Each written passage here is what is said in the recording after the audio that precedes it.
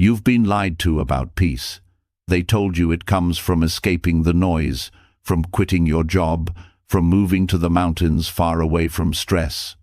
But if that were true, why do so many people who have everything, the house, the vacation, the freedom, still feel restless? Why do you, even on quiet days, still carry storms inside your chest, still feel the weight of worry and the sharp edge of anger? The truth is, peace doesn't come from changing your surroundings. It comes from changing your habits. Habits so simple, so small, that they almost feel invisible. Yet practiced daily, they build an inner strength that nothing outside can shake. And Buddhism has carried these habits for centuries, the kind of wisdom that doesn't fade with time, the kind that has kept monks calm in chaos, grounded in suffering, and unbreakable in the face of life's storms. These aren't lofty ideas. They are everyday practices, breathing, walking, eating, listening, that slowly transform you. They make you stronger without hardening you, softer without making you weak. Imagine waking up tomorrow, not dragged down by yesterday's worries, but standing tall inside, clear, steady, untouchable. Tonight, as you hear these lessons, something inside you will shift. The noise will quiet, the tension will loosen. And when morning comes, you'll see the world differently, still full of challenges, yes, but no longer able to break you. Because peace won't just be a wish, it will be your habit. Are you ready to begin? The path begins not in some temple on a mountaintop, but right here, in the daily mess of life. It begins in the moments that test you, the little irritations that scratch at your nerves, the frustrations that sneak in like shadows. These are not obstacles to peace, they are the training ground. There is a truth few dare to face. Peace is not found in avoiding life's storms, but in learning how to stand steady within them. And the first practice, the one that sets the tone for everything else, is learning to let small deaths of the ego happen every single day. A small death of the ego is what occurs when something stings your pride, when your plans are interrupted, when someone disrespects you, and instead of fighting back or clinging tight, you let it dissolve. You don't defend, you don't escalate, you don't take the bait. You let that tiny piece of ego die, and with it, the weight it carried. This practice sounds simple, but it is the most radical act of freedom. Because what truly exhausts us is not life itself, it is the constant need to protect the fragile mask we wear. Every rude driver, every thoughtless comment, every inconvenience threatens that mask, and we respond with irritation, anger, or resentment. But when you stop defending the ego, you start discovering a vast space inside you that cannot be harmed. Think about how many times in a single day your peace is stolen, not by tragedy, but by micro-annoyances. Someone cuts in line, your phone lags, a coworker speaks over you. Each of these moments feels small, yet together they form the chain that keeps you bound to reactivity. Breaking that chain begins with practicing detachment in the smallest of tests. Detachment here does not mean indifference. It does not mean suppressing feelings. It means seeing the moment clearly, understanding that your reaction is optional, and choosing not to let it tighten its grip around you. This is a rehearsal for the bigger challenges life will bring, because if you can't release the little insults, how will you ever face real loss or heartbreak with strength? The ego feeds on being right, being respected, being in control. It hates to lose, hates to be ignored, hates to be humbled. But notice something. Every time you feed it, you feel worse, not better. You replay arguments in your head, you hold grudges, you justify your anger, and you suffer. Yet when you let the ego starve, when you allow its demands to die in small moments, you feel lighter. The world doesn't shrink, it opens. Buddhism calls this non-attachment, not clinging, not fighting, but flowing. Life is like a river. The ego wants to dam it, control it, freeze it in place. But the river always moves, and if you fight it, you drown. If you let go, you are carried with less effort than you imagined. This daily practice can begin in the smallest ways. When you feel the urge to correct someone over something meaningless, stop. Let the ego's need to prove itself die right there. When someone forgets to thank you, notice the flicker of hurt pride and let it pass without feeding it. When traffic slows you down, recognize the frustration rising and release it before it becomes a storm. These are the little deaths that free you. Each time you succeed, you carve a new path in your mind. Neuroscience has shown that every thought and action strengthens certain neural circuits. When you react with anger, those circuits grow stronger. When you let go, a different circuit grows, one of calm and resilience. Over time, you rewire your brain to choose peace naturally. What once felt impossible begins to feel effortless. This doesn't mean you become passive or allow injustice to go unchallenged. It means you choose wisely what is worth your energy. Most battles the ego fights are meaningless. They waste time, drain your spirit, and leave you weaker. By letting go of the trivial, you conserve your strength for what truly matters. Think of great teachers and wise elders you admire. Notice how little it takes to disturb them. They don't flinch at insults. They don't cling to praise. They don't crumble when life shifts. That calm presence didn't appear overnight. It was built in daily rehearsals, in the silent victories of letting ego die one small death at a time. Here's the secret. These small deaths are not losses. They are births. Every time a piece of ego falls away, a new part of your true self emerges. A self that doesn't need constant validation, doesn't tremble at criticism, doesn't collapse when plans change. This self is not brittle, it is vast, unshakable, alive. Peace is not about creating a perfect environment.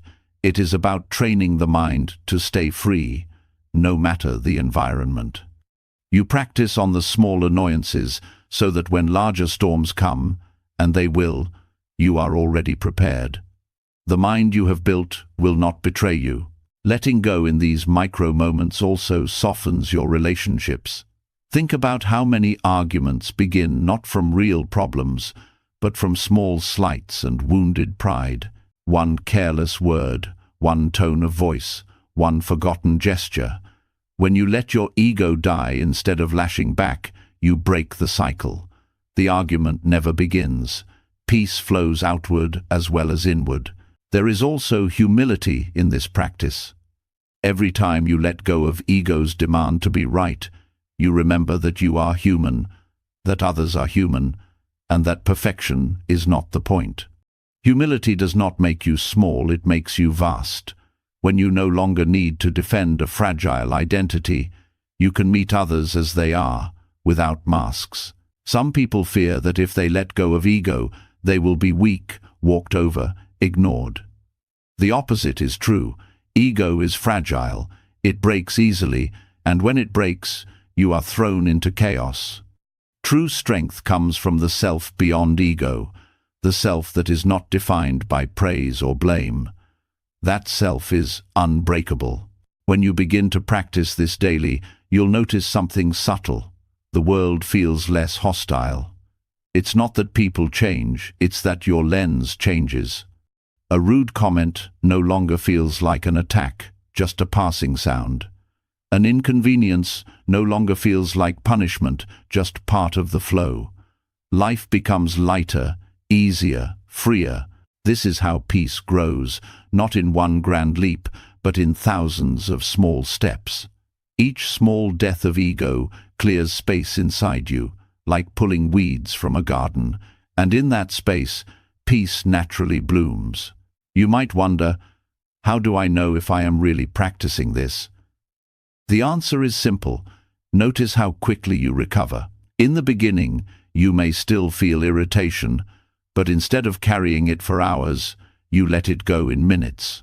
With practice, minutes become seconds, and one day you realize the irritation barely rises at all. That is the sign of strength. Do not underestimate the power of these small deaths. They are the foundation for everything else: gratitude, compassion, clarity, wisdom. Without them, the ego keeps pulling you back into its endless battles. With them, you begin to live from a deeper place, where peace is not a fragile mood but a steady state of being. And when you face the inevitable bigger losses of life, aging, sickness, death, you will already know the path. You will already know how to release, how to surrender, how to remain steady. These daily rehearsals are not just about today. They are preparing you for the ultimate letting go. So, let today be your training ground. Notice the next small sting of pride, the next wave of irritation, the next interruption of your plans. In that moment, pause. Feel the ego demand attention, and then gently let it go. Let it die, and notice the peace that fills its place. That peace is not borrowed, it is yours. The practice of small deaths of ego is not glamorous, not dramatic, not something others will applaud. It is quiet, internal, almost invisible. But its impact is infinite, because each time the ego dies, the real you comes more alive. This is the path, steady, daily, simple.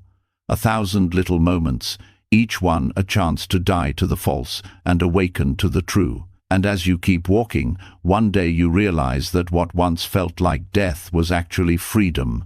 When the ego loosens its grip, life feels lighter. But peace is not built on letting go alone. It is also built on what we take in, on the way we nourish the body and the mind. Every meal becomes an unnoticed ritual of life and death, a moment where something living becomes part of us. Yet we rush through it, scrolling screens, lost in chatter, forgetting the depth of what rests before us. To eat with reflection is to see the chain of life that sustains you, to touch gratitude so real that even a single bite feels sacred. The 5 reflections before eating are not rules, but invitations. They invite awareness into the act of nourishment, transforming it from survival into practice.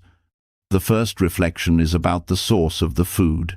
Every grain of rice, every piece of fruit, every drop of water carries a story. Soil, rain, sunlight, and human hands all work together to bring it here. When this is seen clearly, food is no longer just a product. It is life itself passing through countless forms before entering yours. The awareness of origin deepens humility. You realize you are never eating alone, because inside every mouthful are clouds, rivers, farmers, and unseen lives. The second reflection is labor. Behind the meal lies effort. Someone planted seeds, someone harvested, someone transported, someone prepared. Even if you cooked it yourself, the chain of effort stretches back further than your eyes can see. When you pause before eating and hold this in mind, a sense of reverence grows. Carelessness fades. It is harder to waste, harder to eat in distraction, harder to take more than you need. Food becomes a testament of work, a bridge of effort linking thousands of lives to yours. The third reflection is purpose. Why are you eating? The body requires energy to live, but food has also become an escape, a drug, a comfort, a distraction. Reflection here means asking whether you are eating for strength or for craving. This honesty reshapes the relationship with food. Meals become fuel for clarity, not indulgence for restlessness. It does not mean denying pleasure, but seeing clearly whether pleasure is enslaving or liberating you. Eating with purpose disciplines the mind gently. Each bite reminds you of the path you have chosen, a life not wasted in mindless consumption, but directed toward growth. The fourth reflection is worthiness. This is not about guilt, but about integrity. Are your actions, thoughts, and words worthy of the nourishment you are receiving?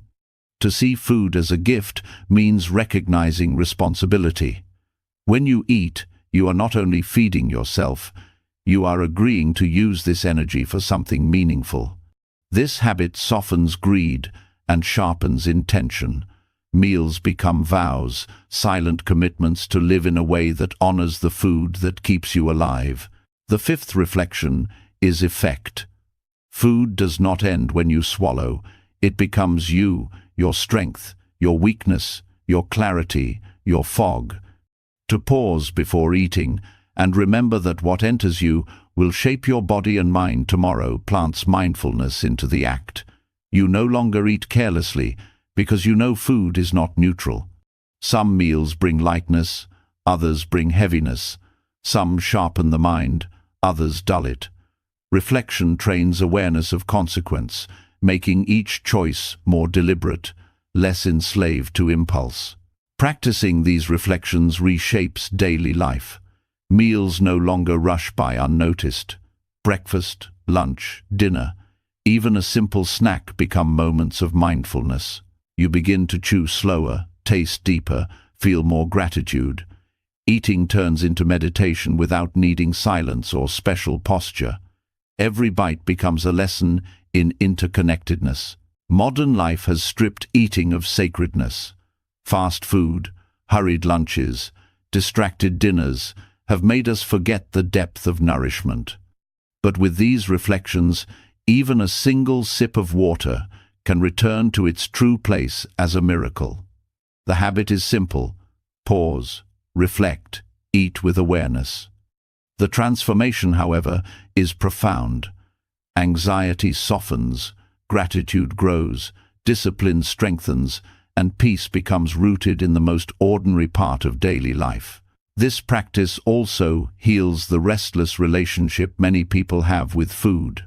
Constant craving, emotional eating, guilt after indulgence, all of these patterns weaken when you pause with the 5 reflections.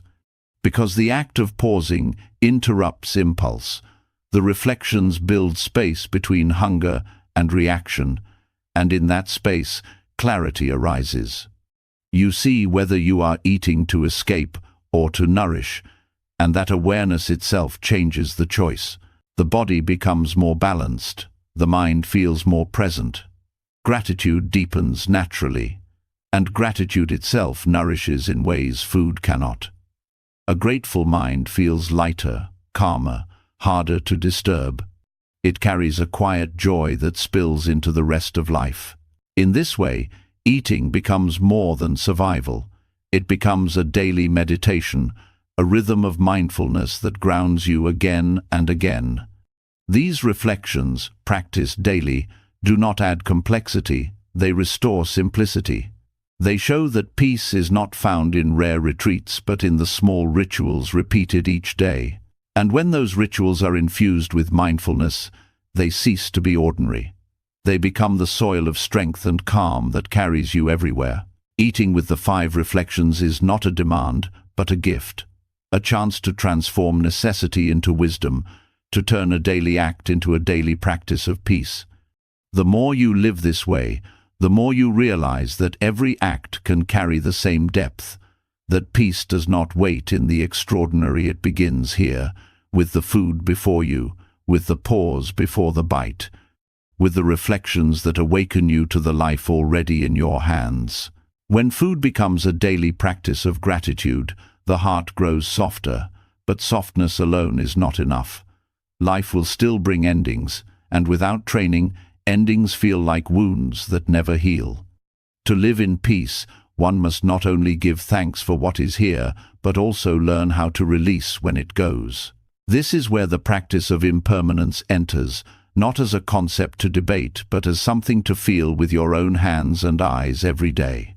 The mind resists change, clings to what is pleasant, pushes away what is unpleasant, and tries to hold the world still. But the world never stands still. Flowers bloom, candles burn, leaves dry, bodies age, relationships shift. By choosing an object and observing its slow change, you step into a classroom that life is already teaching, but most ignore. This practice is not about the object, it is about your relationship with change itself. When you place a flower on your table and watch it each day, you see beauty unfold and then fade. The petals lose their strength, the color dulls, the fragrance disappears. What you held as perfect yesterday is different today, and tomorrow it will no longer be the same. Instead of pretending this process is sad, you meet it with awareness. The flower does not mourn its fading. It fulfills its life fully, moment by moment. By watching, you learn to do the same. The candle teaches in another way. You light it, and the flame shines bright.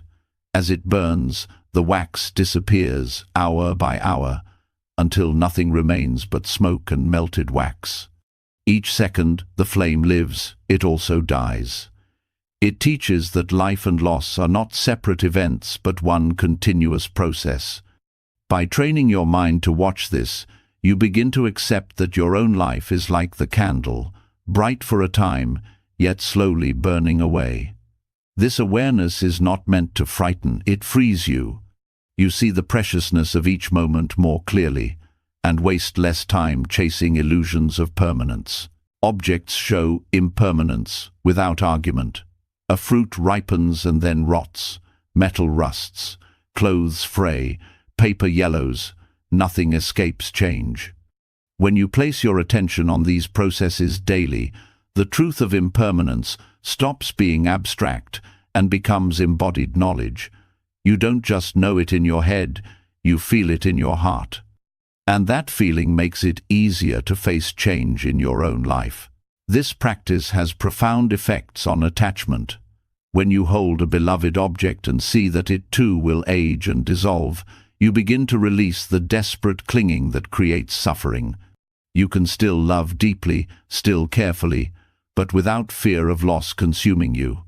Love becomes more open, more free, because it does not demand forever. Observing impermanence through objects also trains patience. Watching slow change requires waiting. A flower does not wilt in an instant, nor does a candle melt in one breath. You return to the object daily, and each day you notice subtle shifts. This daily noticing sharpens your awareness, teaching you to see the fine details of change in life as well. You become less surprised when things shift, more ready to adapt, more at peace with uncertainty. There is a gentle discipline in keeping an object for this purpose. It becomes a mirror of your own resistance. Some days you may feel sorrow as the flower fades, other days indifference, other days wonder. The object reflects your mind back to you. By staying with it, you begin to notice how much of your suffering is not in the change itself, but in the story you attach to it. The practice also extends beyond the object. Once you train the mind this way, you begin to see impermanence everywhere. You hear it in the fading sound of a bell, see it in the shifting light of afternoon, feel it in the rhythm of your breath appearing, dissolving, appearing again. Life becomes a flow rather than a fight, and with that realization comes peace. Learning impermanence through objects also builds resilience. When real loss arrives, a friendship ends, health declines, a loved one passes, you are not unprepared. You have rehearsed through the small deaths of petals, the slow dimming of flames. You have already trained the mind not to grasp, not to deny, not to despair. Loss is still painful, but it no longer breaks you. There is also beauty in impermanence that only reveals itself with attention. The faded flower holds a fragile charm different from its bloom. The melted candle leaves patterns unique to its burn. Rust creates colors the metal never had in youth. By watching, you discover that every stage carries its own form of beauty, and this shifts the way you see your own life. Aging, instead of being feared, becomes another expression of beauty. This daily habit does not require grand effort. A single flower in a glass, a candle lit each night, a piece of fruit on your counter, all become teachers if you let them. The key is consistency. By returning every day, you train the mind not to forget. Consistency turns knowledge into habit, and habit into strength. With time, you realize that impermanence is not your enemy, but your greatest ally. Because without impermanence, no pain would end, no joy would arise, no growth would be possible. The seed would never become a tree, the child would never become an adult, and sorrow would last forever. Impermanence is the fabric of freedom. By training with small objects, you learn to see this truth clearly, until even in the hardest moments, you can whisper to yourself, "This too will change." Living this way does not numb you, it makes you more alive. Every sip of tea, every glance at the sky, every breath carries depth when you know it will not return. You stop postponing life, stop waiting for better moments, and instead meet this moment fully. That is the gift of impermanence. The practice of observing objects is simple, but simplicity is its power. It strips away excuses, leaves no place for avoidance. It reminds you daily that clinging is futile, that release is possible, that peace is found not by holding but by letting flow. And as you continue, you see that what once felt like loss is actually the path to freedom. By watching a flower fade, you learn to release pride. By watching a candle burn, you learn to release fear. By watching fruit rot, you learn to release control. And each release clears space for peace to settle deeper into your being. In this way, impermanence becomes not a shadow hanging over life, but the light that reveals its true value. Every change, every ending, every shift becomes a reminder to live fully now, to love deeply now, to walk gently now, because nothing will stay, and that is precisely why everything matters. When the truth of impermanence settles into the heart, life feels less heavy. The fading of flowers, the passing of sounds, the quiet shift of breath, all whisper that nothing is fixed. But even with this awareness, the mind still clings to noise. Thoughts run endlessly, words spill too quickly, gestures carry hidden tension. To truly live in peace, the mind needs rest. And rest is not found in distraction, it is found in silence. Silence here is not only the absence of speech, it is the quieting of the whole being, a retreat from constant signaling, explaining, defending, and performing. At home, where habits run strongest, creating silence becomes a radical act. It interrupts the cycle of noise that never stops, the television humming, the phones buzzing, the endless conversations that often say nothing. Noble silence is different from ordinary silence because it carries intention. It is not cold withdrawal or avoidance. It is a practice of deep resetting. Dedicating a time each day to silence transforms the atmosphere of a home. It softens conflicts before they arise, clears out mental clutter, and allows energy to gather again. When no words are spoken, the heart learns to listen. When gestures pause, the body learns to relax. When even facial expressions rest, the mind unclenches. This quiet is not emptiness, it is fullness without disturbance. Silence reveals what speech often hides. When the noise of talking falls away, you begin to notice the undercurrent of your emotions, the tension in your body, the restlessness in your mind. At first, this can feel uncomfortable, even unbearable. But the discomfort is a doorway. It shows you what you carry beneath the surface. With time, the silence becomes medicine, soothing the hidden wounds, slowing the racing mind, settling the storm. In a home, silence is not only for the one practicing, it spreads like fragrance. Children feel it, partners sense it, even pets relax within it. A household with moments of noble silence is not cold or empty, it is a place where presence is honored. The energy of such a space changes the way everyone moves within it.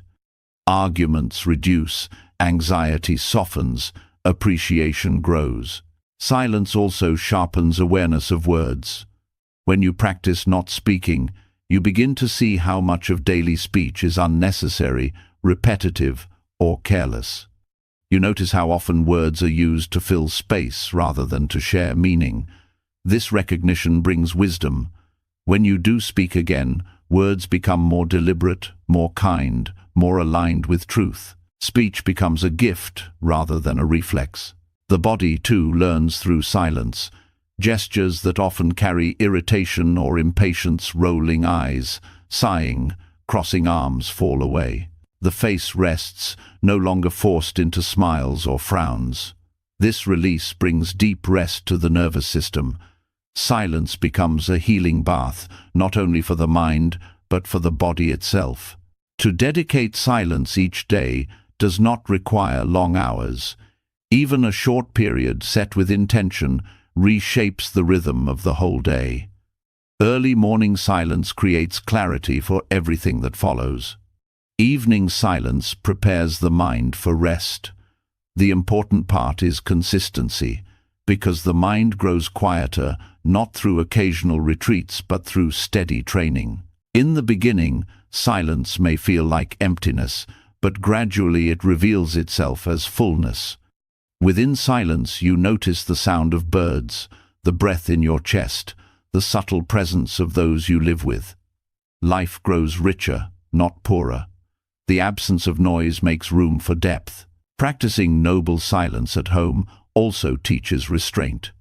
Not every thought needs to be spoken, not every feeling needs to be expressed immediately. This discipline prevents many conflicts. Words that might have been sharp dissolve in the quiet.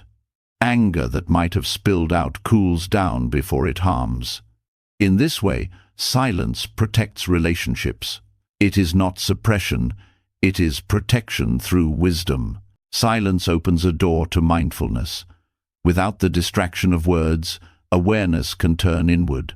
The mind begins to notice its own patterns, the way thoughts arise and fade, the way moods shift. This awareness is the root of transformation. By seeing the mind clearly, you are less controlled by it. Noble silence is not passive. It is an active practice of liberation. At home, where habits run deep and tensions often build, silence is especially powerful. Families rarely practice silence together, yet those who do discover a new dimension of connection. Sitting quietly in the same space, not needing to fill it with chatter, creates a shared peace that words cannot achieve. Relationships deepen without speaking, because presence itself becomes communication. The practice also restores energy. Constant noise drains attention.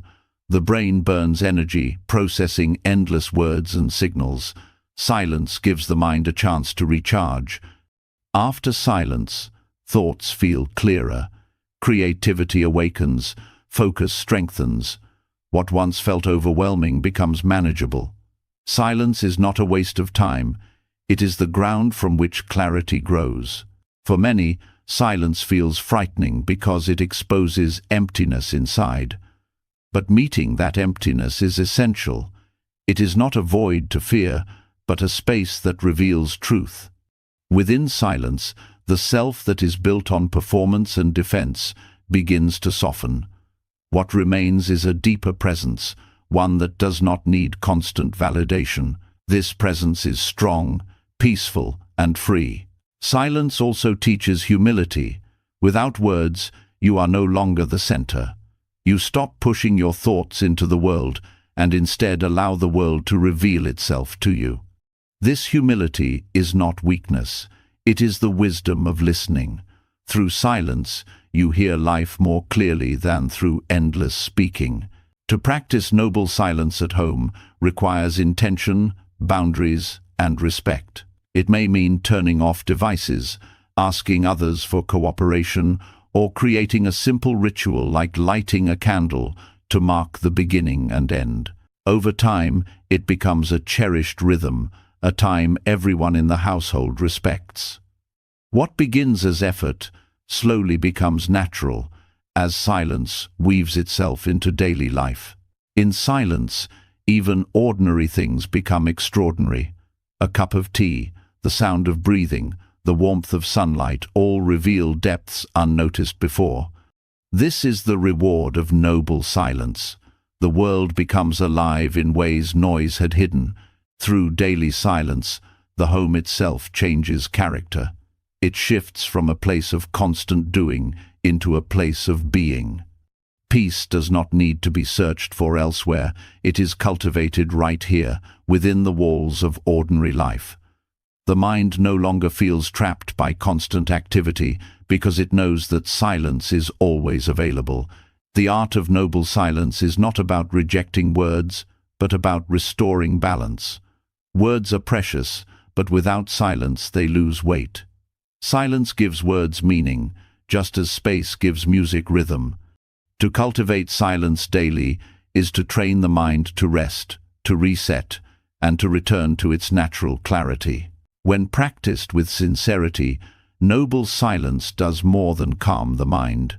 It transforms the way you live. It strengthens patience, deepens love, and reveals a peace that was always waiting beneath the noise.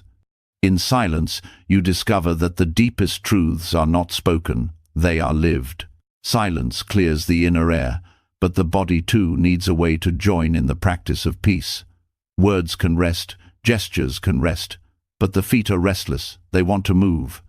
Instead of seeing walking only as a way to get somewhere, it can become the natural extension of silence, a moving meditation where each step is not a rush to the future, but a return to now. Walking with intention, without the weight of destination, turns an ordinary act into a profound path of mindfulness. When you walk without pressure to arrive, the world unfolds differently. Each step is complete in itself, not a means to an end. The body feels lighter, the breath steadier, the senses more alive. The sound of footsteps, the contact with the ground, the rhythm of movement, all become anchors that tether the mind to presence. No special place is required, no distant trail or temple. Even the path from one room to another can carry depth if walked with full awareness. The first shift is slowing down. Modern life has turned walking into rushing. Sidewalks and hallways are places of speed, where the mind runs faster than the legs. To practice walking with intention is to gently interrupt this momentum, to reduce the speed until every step feels grounded. This slowing down retrains the nervous system, softening stress and calming the restless energy that keeps the mind scattered. Breath naturally joins this rhythm. Each inhalation and exhalation syncs with the steps, forming a simple harmony. One step with the in-breath, another with the out-breath, repeated without strain. Breath and body align, and the mind follows. This is not forced, it is discovered, like slipping into a natural current. The body begins to remember how it was designed to move, not in frantic chase, but in steady flow. Awareness widens during mindful walking. Instead of being locked in thought, the senses awaken. The ground beneath your feet speaks of texture and weight. Air against the skin tells of temperature and movement. Sounds arrive not as intrusions but as companions, birdsong, wind, even traffic. The world that often feels like background noise becomes a living presence. Each step confirms that you are part of this presence, not separate from it. Walking with intention also transforms the relationship with time. Normally, walking is used to shorten time, to shrink the gap between where you are and where you want to be. When walking becomes practice, time itself feels different. Each step becomes an arrival. There is no waiting for the future, no dissatisfaction with the present. Walking becomes freedom from hurry, an embodied reminder that life is already happening here. This habit changes the way the mind holds problems. Thoughts that once spun endlessly soften when the body moves slowly, one step at a time. Difficult emotions, when carried into mindful walking, begin to settle like dust in still water. The act of walking creates space around them, breaking the grip of obsession. Even a short walk practiced this way can release tension that hours of thinking cannot resolve. Walking with intention also cultivates gratitude for the body itself. Feet, legs, breath, posture, all work together without demand for recognition. Pausing to feel the gift of being able to walk, even a few steps, shifts perspective. Many cannot walk freely due to illness or injury, yet those who can often treat it as nothing. Walking practice restores respect for the body's quiet service. This respect deepens into love, not vanity, but a humble recognition of life expressed through movement. There is a discipline in this practice too. The mind resists slowing down. It wants to hurry, to arrive, to think ahead. To keep bringing it back to the step beneath you is a form of training. Each time you succeed, the mind grows stronger in its capacity to stay. Over time, the habit of presence extends beyond walking into daily tasks, washing, cooking, listening. Walking becomes the route from which presence spreads into all of life. In relationships, mindful walking also has a quiet effect. When you walk with others without rush, sharing silence, a gentle bond forms. Words are not needed because the shared steps communicate something deeper. Families, friends, even couples who practice walking slowly together often find conflicts ease and understanding grows, not through discussion but through shared presence. The earth itself becomes part of the practice. Each step touches ground that holds countless lives, countless histories. When walked with awareness, the earth is not something beneath you, it is something you belong to. Walking with reverence deepens the sense of interconnection. The ground is no longer taken for granted, but felt as sacred support. This awareness naturally nurtures care for the environment, as gratitude for the ground turns into responsibility to protect it. Mindful walking also becomes a teacher of balance. Every step requires letting go of one foot before placing the other. Without releasing, you cannot move forward. Walking itself becomes a lesson in non-attachment. Each step is both a letting go and an arrival. This rhythm mirrors the truth of life. To live is to release what has passed and arrive in what is here. Even short daily walks practiced with intention create lasting transformation.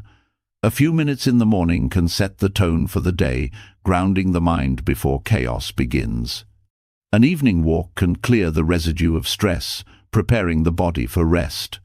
Over time, these small practices accumulate into resilience, patience, and clarity. There is no need to change walking into a dramatic ritual. Its power lies in its simplicity. A hallway, a backyard, a street corner, all can serve as paths of practice. The essential shift is not where you walk, but how you walk. With intention, without rush, with awareness in each step. This practice reveals that the journey is not separate from the destination. Each step is already arrival. Life is not waiting at some distant goal, but unfolding here, in the steady rhythm of breath and step. Walking with intention makes this truth visible, not in words, but in experience. As silence trains the tongue, walking trains the body. Together they teach the mind to rest. And when the mind rests, strength grows, not the tense strength of resistance, but the quiet strength of presence. Walking with intention is this strength in motion, calm, grounded, free. Each step taken with intention teaches presence. But presence alone is not enough. Peace deepens when presence is joined with reverence. To walk mindfully is to honor the ground beneath you, but to live mindfully is to honor the people before you. Not through spoken praise, not through outward gestures that can feel forced, but through an inner bow that silently acknowledges the worth and struggles of every person you encounter. This is the habit of bowing inwardly, and it transforms ordinary interactions into sacred exchanges.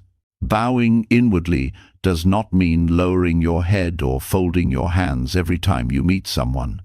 It is an attitude of the heart, a silent recognition that each person carries a story you cannot see. Some carry invisible wounds, some carry silent joys, some carry battles they have not spoken of to anyone. To bow inwardly is to say, without words, I see that you are human, just like me, and I respect the journey you walk. This quiet acknowledgement dissolves judgment before it takes root. The mind is quick to categorize friend, stranger, rival, inferior, superior.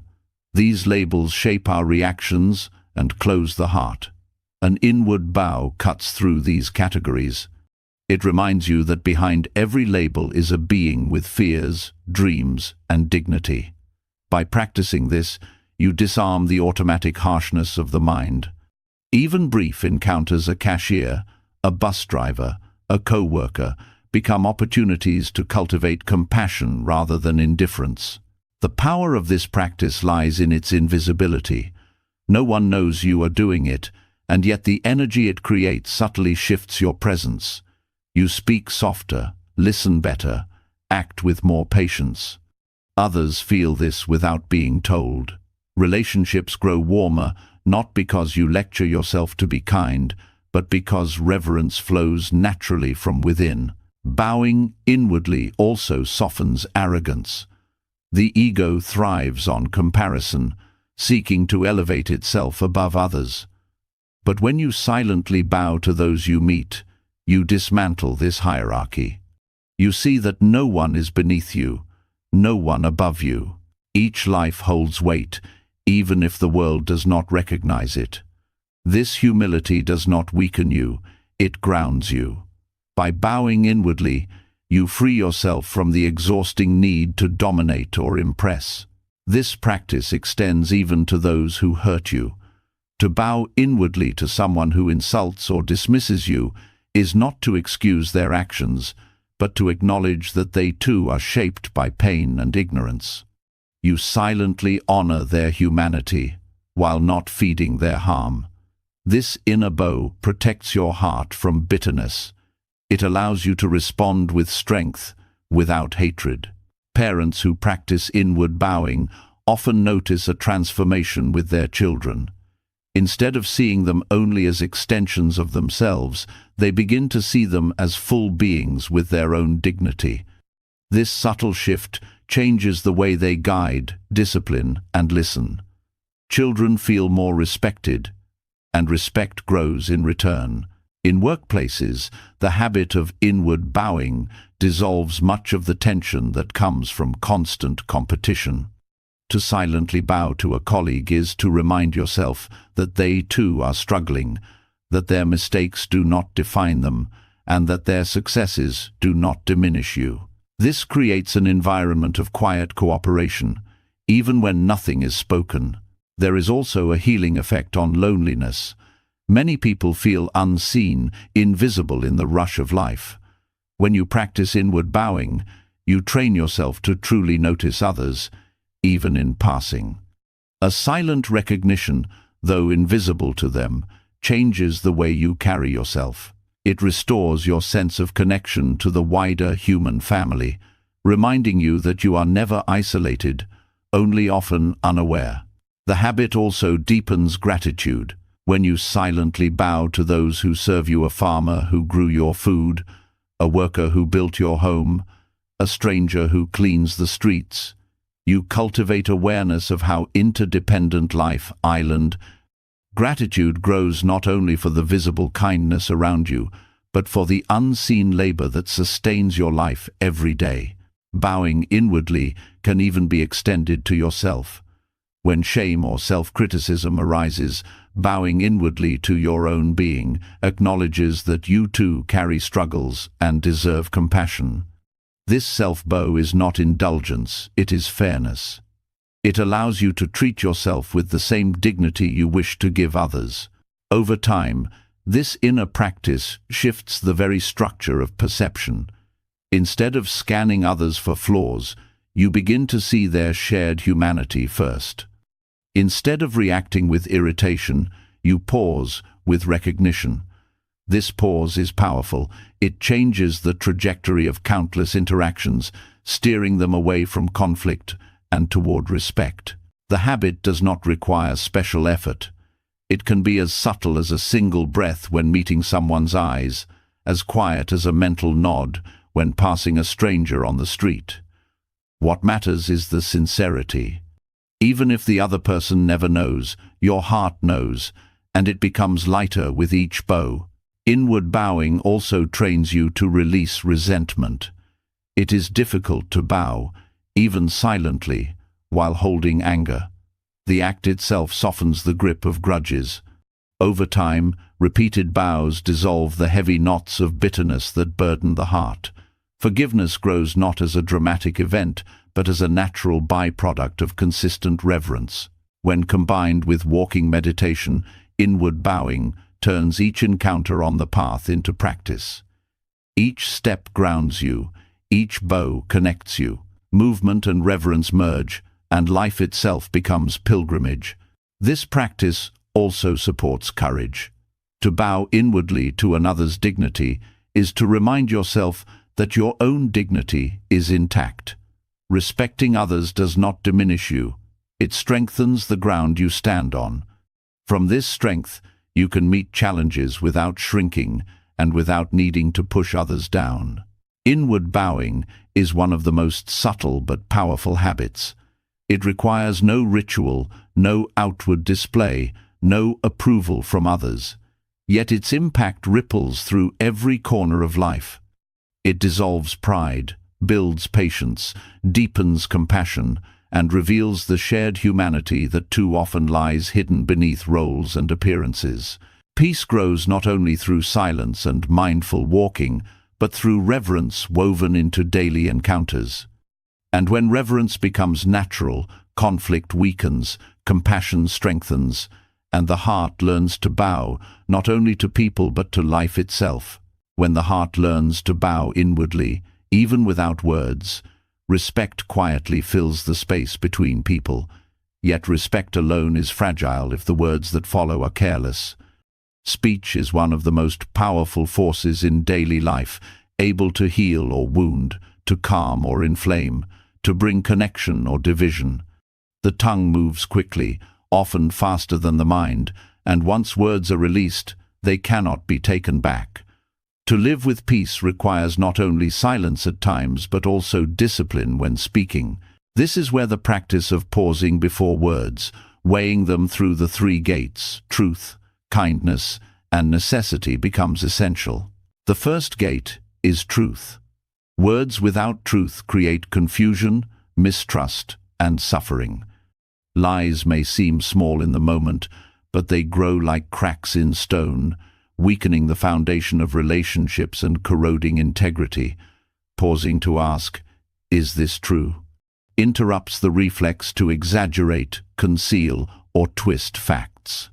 Truth here is not harsh bluntness, it is clarity without distortion. Even silence can be more truthful than words that hide reality. By passing words through the gate of truth, you anchor yourself in honesty, and honesty brings freedom from the weight of deception. The second gate is kindness. Words can be true yet still cut like blades. To ask, "Is this kind?" reminds the speaker that truth is best delivered with compassion. Kindness does not mean avoiding difficult conversations. It means shaping speech in a way that preserves dignity and reduces unnecessary harm. When truth and kindness meet, words gain power without cruelty. They reach the listener not as attacks but as guidance or support. This practice reshapes the tone of communication, softening harshness and building trust. The third gate is necessity. Many words are true and even kind, but not necessary. Endless talking drains energy, distracts the mind, and fills silence with noise. The gate of necessity asks, "Does this need to be said now?" If the answer is no, silence is stronger. Speaking only what is necessary sharpens language into something meaningful. It protects others from being overwhelmed and preserves attention for what matters. By practicing this, speech becomes lean, deliberate, and valued. These three gates together act as guardians at the threshold of the tongue. Without them, words escape unchecked, often leaving regret. With them, speech slows down, thought deepens, and peace expands. The practice does not silence you permanently, it refines your voice, so that when you speak, your words carry weight, clarity, and care. Pausing before speech also cultivates mindfulness. The pause itself interrupts the rush of emotion. Anger, impatience, and anxiety often push words out before the mind has caught up. By training yourself to stop, even for a breath, you give space for wisdom to enter. That space is where choice lives, the choice to speak differently or to remain silent. Over time, this habit rewires the mind. Reactivity fades, and thoughtful response grows natural. In relationships, the three gates act as protectors. Many conflicts begin not from actions, but from careless words. A sharp remark, an unnecessary criticism, a reckless comment can ignite arguments that last for days. When speech passes through the gates, such sparks never ignite. Truthful, kind, and necessary words strengthen bonds instead of straining them. Families, friendships, and partnerships all benefit from this simple discipline. In workplaces, the practice shifts culture. Meetings often overflow with unnecessary talk, half-truths, and harsh judgments disguised as honesty. By pausing before speaking, you contribute differently. Your words become rare, but when they come, they carry impact. Colleagues begin to listen more carefully, and your presence commands quiet authority. Speech filtered through the gates does not only protect peace, it builds respect. There is also a subtle effect on self-perception. Words shape not only how others see you, but also how you see yourself. Each time you speak truthfully, kindly, and with necessity, you reinforce an inner image of integrity. You begin to trust your own voice, knowing it will not betray your values. This inner trust quiets doubt and strengthens confidence without arrogance. The practice also dismantles gossip. Gossip thrives on words that fail all three gates: half-true, unkind, and unnecessary. By pausing, you notice the urge to spread stories or opinions that harm. With discipline, you stop the cycle, refusing to let your voice become an instrument of division. This refusal protects not only others, but also your own peace, because gossip always circles back to wound those who indulge in it.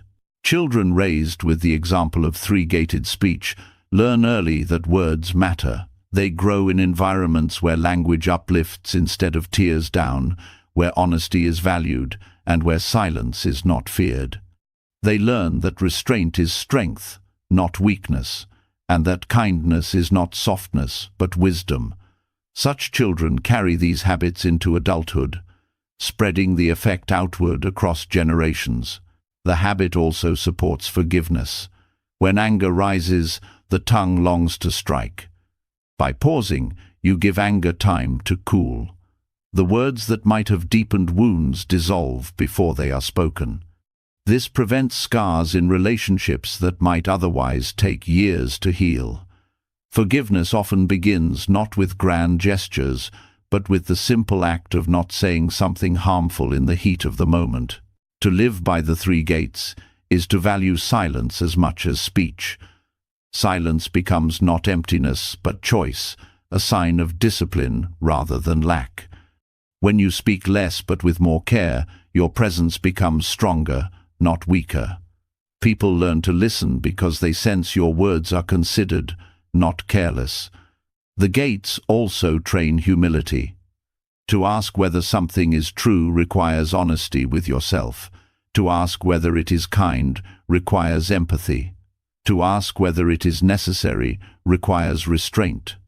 Each gate reminds you that speech is not about proving yourself, but about serving peace.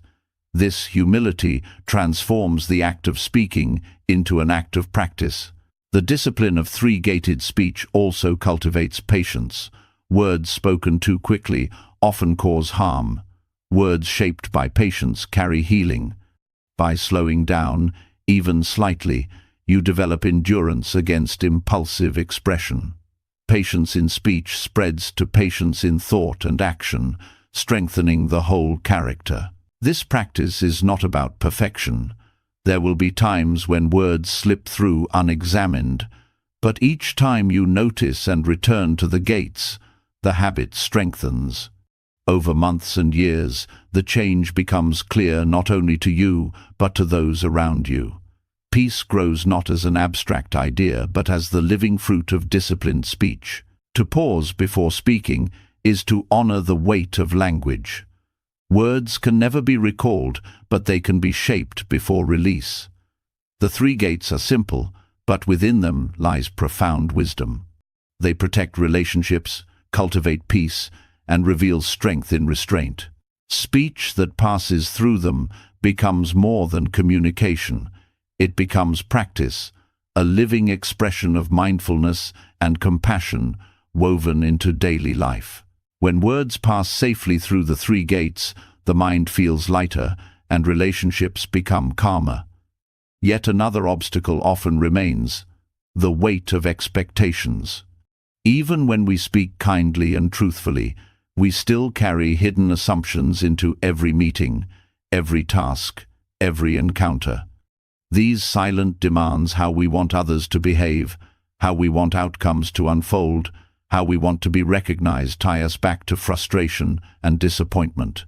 To free ourselves from this cycle, we practice carrying an empty bowl attitude, approaching life as monks approach alms, open, receptive, and without the heavy grip of ego. An empty bowl does not resist or demand, it simply receives. It does not choose which food is worthy and which is not. It accepts what is offered with humility and gratitude. When you cultivate this same attitude, you stop trying to force life into the shape of your desires.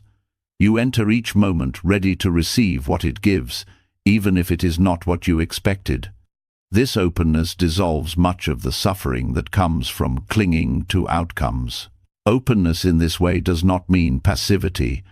It is not about resigning yourself to whatever happens, but about releasing the tension that arises from rigid control. When the bowl is empty, it is ready to be filled. When the mind is empty of fixed expectations, it is ready to respond wisely. Life often surprises us, and those surprises are more easily embraced when we are not locked into a single script of how things should be. Carrying an empty bowl into conversations changes their entire tone. Most people enter discussions with rehearsed positions, prepared defenses, and hidden agendas. This prevents true listening. When you set these aside and approach with emptiness, you hear more clearly, you notice nuances, you understand perspectives without judgment. Others sense this openness and feel safer, more willing to share honestly. The conversation shifts from debate to dialogue, from collision to connection. The same principle applies to work. Many frustrations in tasks come not from the task itself, but from the story we attach to it. We expect it to be easy, or we expect recognition, or we expect perfection. When reality differs, we resist, complain, or lose focus. With an empty bowl attitude, you approach each task without preloaded frustration. You give your full attention to what is in front of you, free of demands for how it should unfold. This not only improves the quality of work, but also makes the process lighter. This practice also reveals hidden lessons. When you arrive empty, you are able to see what is offered, even in situations that appear unhelpful. An unpleasant coworker becomes a teacher of patience. A difficult project becomes a teacher of persistence. A mistake becomes a teacher of humility. Without an empty bowl, you dismiss these lessons because they do not match your expectations. With openness, every experience contributes to growth. Carrying an empty bowl, attitude also softens the grip of ego. Ego thrives on expectations, how others should treat you, how life should reward you, how things should always go in your favor. Each unmet expectation feeds anger and resentment. When you approach empty, ego has no ground to stand on. Gratitude grows in its place because everything feels like a gift rather than a right. Even small gestures, like a smile from a stranger or a moment of rest, carry weight when received into an empty bowl. This practice is not easy because the mind clings naturally to plans and control. But with daily effort, you begin to notice when expectations arise. Each time you feel frustration, you can pause and ask, what expectation am I holding right now? By letting it go, you return to emptiness. The bowl is cleared again, ready to receive without resistance. In relationships, this attitude prevents disappointment from poisoning love. Many people burden their partners or friends with silent expectations, constant understanding, perfect behavior, unending attention. These are impossible to meet. Disappointment then breeds resentment. When you carry an empty bowl, you meet others as they are, not as you demand them to be. You receive what they offer: kindness, presence, effort, without measuring it against a hidden standard. This frees relationships from the heavy chains of judgment. Children especially benefit from this practice. Parents often impose expectations so heavy that children feel crushed beneath them. Grades, achievements, behavior, all become measures of worth. When a parent learns to meet their child with an empty bowl, the child feels truly seen. Growth arises naturally when nurtured in acceptance, not when squeezed into rigid molds. This habit also reshapes spiritual practice itself. Many approach meditation, prayer, or reflection with expectations. Calm must come, clarity must appear, peace must arrive. When these do not, frustration grows. But true practice is not about forcing states of mind. It is about arriving empty and receiving whatever comes. Some days bring stillness, some days restlessness. Both are part of the path when received openly. Even ordinary routines become richer through this habit. Drinking water, washing dishes, walking through a doorway, each can be approached with an empty bowl mind. Instead of rushing through, you allow the experience to fill you. As it island water refreshes, dishes teach care, a doorway marks transition. Life stops feeling like a blur and becomes a series of full, unique moments. The empty bowl attitude also builds resilience against disappointment. When you expect little, you are rarely shaken. Life cannot take away what you were never clinging to. This does not mean you stop caring or trying. It means you stop tying your peace to fragile outcomes. You can work hard, love deeply, strive honestly, and still remain steady when things do not unfold as planned. That steadiness is the strength of emptiness. Gratitude naturally deepens in this practice. When the bowl is empty, anything it receives feels like a blessing.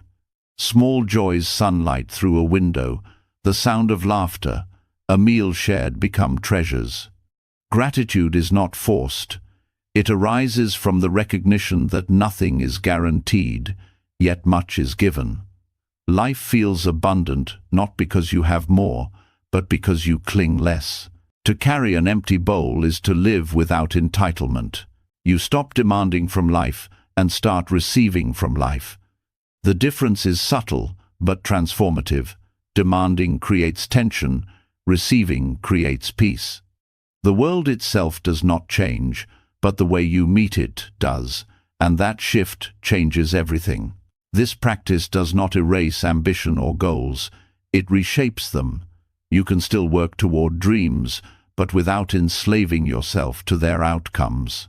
You can still hold standards, but without condemning yourself or others when they are not met. The bowl remains open, always ready to receive what comes, always free to let go of what passes. Over time, this habit becomes second nature. You enter rooms, conversations, and tasks with openness, rather than judgment. Others sense it and respond with greater ease. Tension dissolves. Life feels less like a battle to control and more like a gift to participate in. The ego, once loud, grows quiet, and peace takes its place. An empty bowl attitude is not about emptiness, as lack it is about emptiness as freedom. Free from clinging, free from rigid control, free to meet life fully. With this practice, even ordinary days feel sacred, because every moment is received as it is, not as you demanded it to be. This openness is strength, not weakness, and it becomes the ground on which lasting peace is built. When life is met with an empty bowl attitude, the mind feels lighter, yet even openness can become strained if we rush endlessly from one task to another. The world pulls us forward with constant demands, messages to answer, chores to complete, problems to solve. We often arrive at the end of the day drained, not because any single task was too heavy, but because we carried the weight of one into the next without pause. Peace slips away not in grand losses, but in these small, unnoticed leaks of energy. To repair this, the practice of micro-meditations becomes essential. Short pauses, no longer than 3 breaths, placed like doorways between activities. A pause may seem too small to matter, yet its effect is profound. 3 breaths create a clear line between what has ended and what is beginning. Without it, tasks bleed into each other, and the mind remains restless, never fully releasing. With it, the past activity is set down before the next is lifted. These pauses cleanse the mind of residue, much like washing hands before touching new food. They prevent the restless accumulation that makes life feel overwhelming. The simplicity of 3 breaths hides their depth. The first breath anchors you, reminding you that you are here. The second breath releases tension, loosening the grip of the task just completed. The third breath opens space for what is to come, uncluttered by leftover thoughts. This rhythm, repeated throughout the day, creates countless small resets that protect peace without requiring long retreats or special conditions. Practicing micro-meditations also strengthens awareness of transitions. Most of life happens not in grand moments, but in these quiet shifts.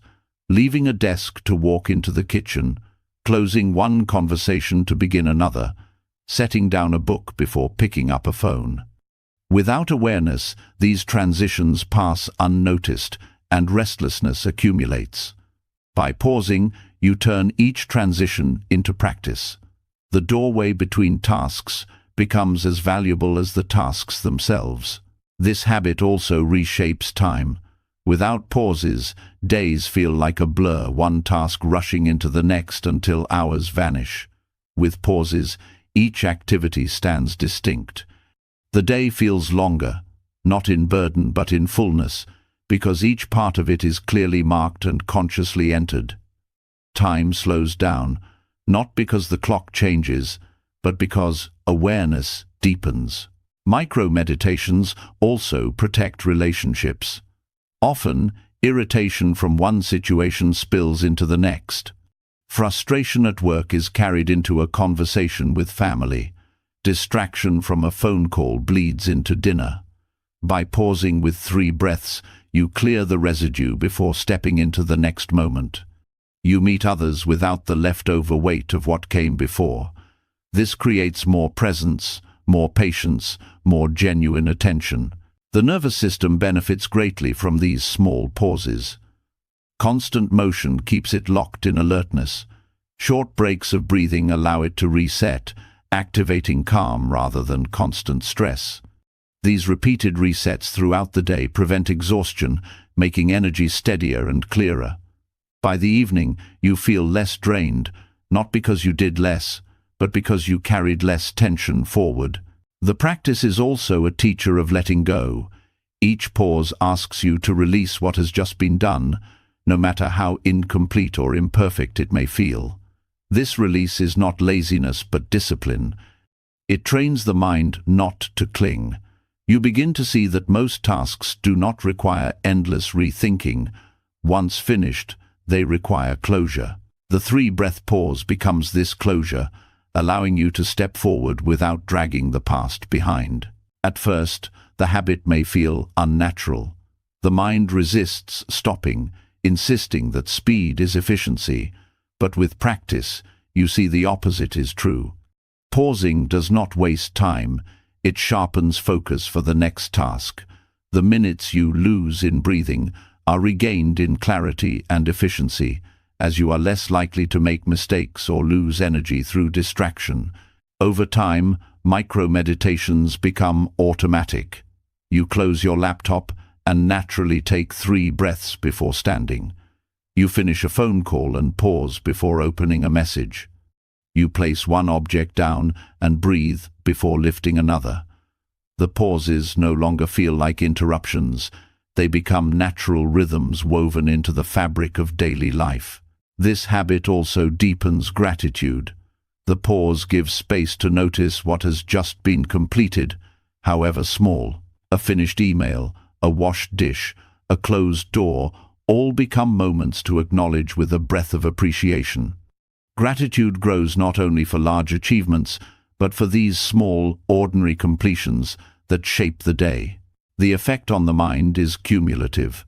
One pause may feel small, but dozens scattered throughout the day create a profound shift. Instead of carrying a mountain of mental clutter into the night, you carry only what belongs to each moment. Sleep deepens, not because problems vanish, but because you have trained yourself to release them rather than pile them endlessly. Micro-meditations also serve as anchors in chaos. When the day becomes overwhelming, the habit of pausing gives you a tool always available. You may not have time for long practice, but you always have time for 3 breaths. These small acts prevent panic from taking over. They remind you that calm is always one pause away, even in the busiest moments. The practice also teaches humility. To stop, even briefly, is to admit you are not in complete control, that rushing cannot fix everything. It is a bow to reality, acknowledging that presence matters more than speed. This humility softens the ego's demand to dominate every second and allows peace to flow back into the day. Even creativity is nourished by pauses. When you step briefly away from constant doing, the mind has space to make new connections. Many insights arise not during action, but during the quiet gaps between actions. By scattering these gaps throughout your day, you invite creativity to enter naturally, without forcing it. Micro-meditations are not about escape, but about presence. They do not remove you from life, they return you to it. By pausing, you step fully into what is here, instead of rushing past it. This practice does not add new burdens, it lightens existing ones. It is not another task to complete, but a way of entering tasks with less weight. As the empty bowl teaches openness, micro-meditations teach rhythm. Together, they dissolve restlessness and bring steadiness. Each pause becomes a reminder that peace is not far away, not hidden in special places, but accessible in the space of 3 breaths. Through this habit, life regains balance, and even the busiest day holds moments of deep stillness. Short pauses between tasks teach us to carry less, to reset before moving on. Yet even with this practice, suffering can still grow when we add weight that does not belong. Pain by itself is often sharp but brief. What keeps it alive is the mind's habit of striking again, of turning one wound into 2, one arrow into many. The first arrow may be unavoidable, the hurt, the mistake, the loss, but the second arrow is one we fire at ourselves. Learning to release this habit is one of the most freeing disciplines in daily life. The second arrow takes many forms. A criticism from someone else is the first arrow, but the replay in your head, telling yourself you are worthless, is the second. Physical pain is the first arrow, but the story that life is unfair, or that you are cursed, is the second. Disappointment is the first arrow, but resentment that you deserved better is the second. This habit is so deeply ingrained that most people believe it is natural, yet it is only conditioning something that can be unlearned. The first step is awareness. You cannot release what you do not notice. By paying attention, you begin to catch the moment when pain arrives and the mind rushes to add commentary. The sting of the first arrow is sharp, but the second arrow is subtle, slipping in through judgment, blame, or endless analysis. Awareness breaks the cycle. Even a small pause, a recognition of "this is the second arrow," is enough to weaken its power. Releasing the second arrow does not mean denying pain. It means meeting pain without multiplying it. When a friend cancels plans, you may feel sadness. That sadness is natural. But if you add the thought, "I must be unimportant, no one values me," you have doubled the suffering. By staying with the raw feeling, just sadness, you allow it to rise and fall like a wave. It passes more quickly when not bound by stories.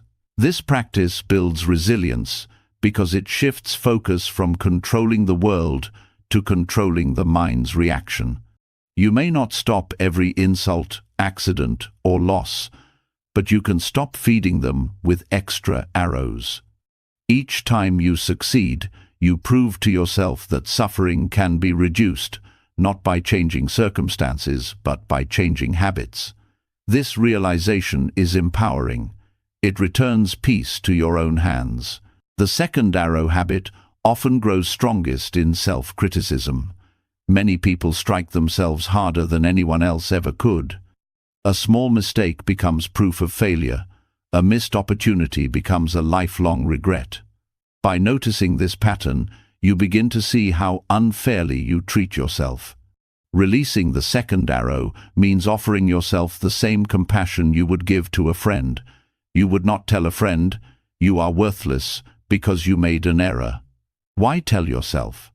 Each time you resist self-attack, you soften the habit of cruelty within. The practice also heals relationships. Often anger toward others is not from the first arrow, but from the second. Someone speaks harshly, and instead of letting the pain pass, you build resentment, replaying their words, imagining their intentions. This multiplies suffering and poisons the connection. By refusing to fire the second arrow, you reduce anger's grip. You may still address the behavior, but without dragging resentment into it. This allows for clearer communication and less lasting harm. Letting go of the second arrow also trains patience. Pain demands immediate reaction. The second arrow comes when you respond too quickly. By waiting, even a few breaths, you give space for the urge to attack to fade. In that space, perspective grows. The mind that wanted revenge a moment ago may now see the situation differently. Pausing turns reaction into choice. The body, too, benefits from this practice.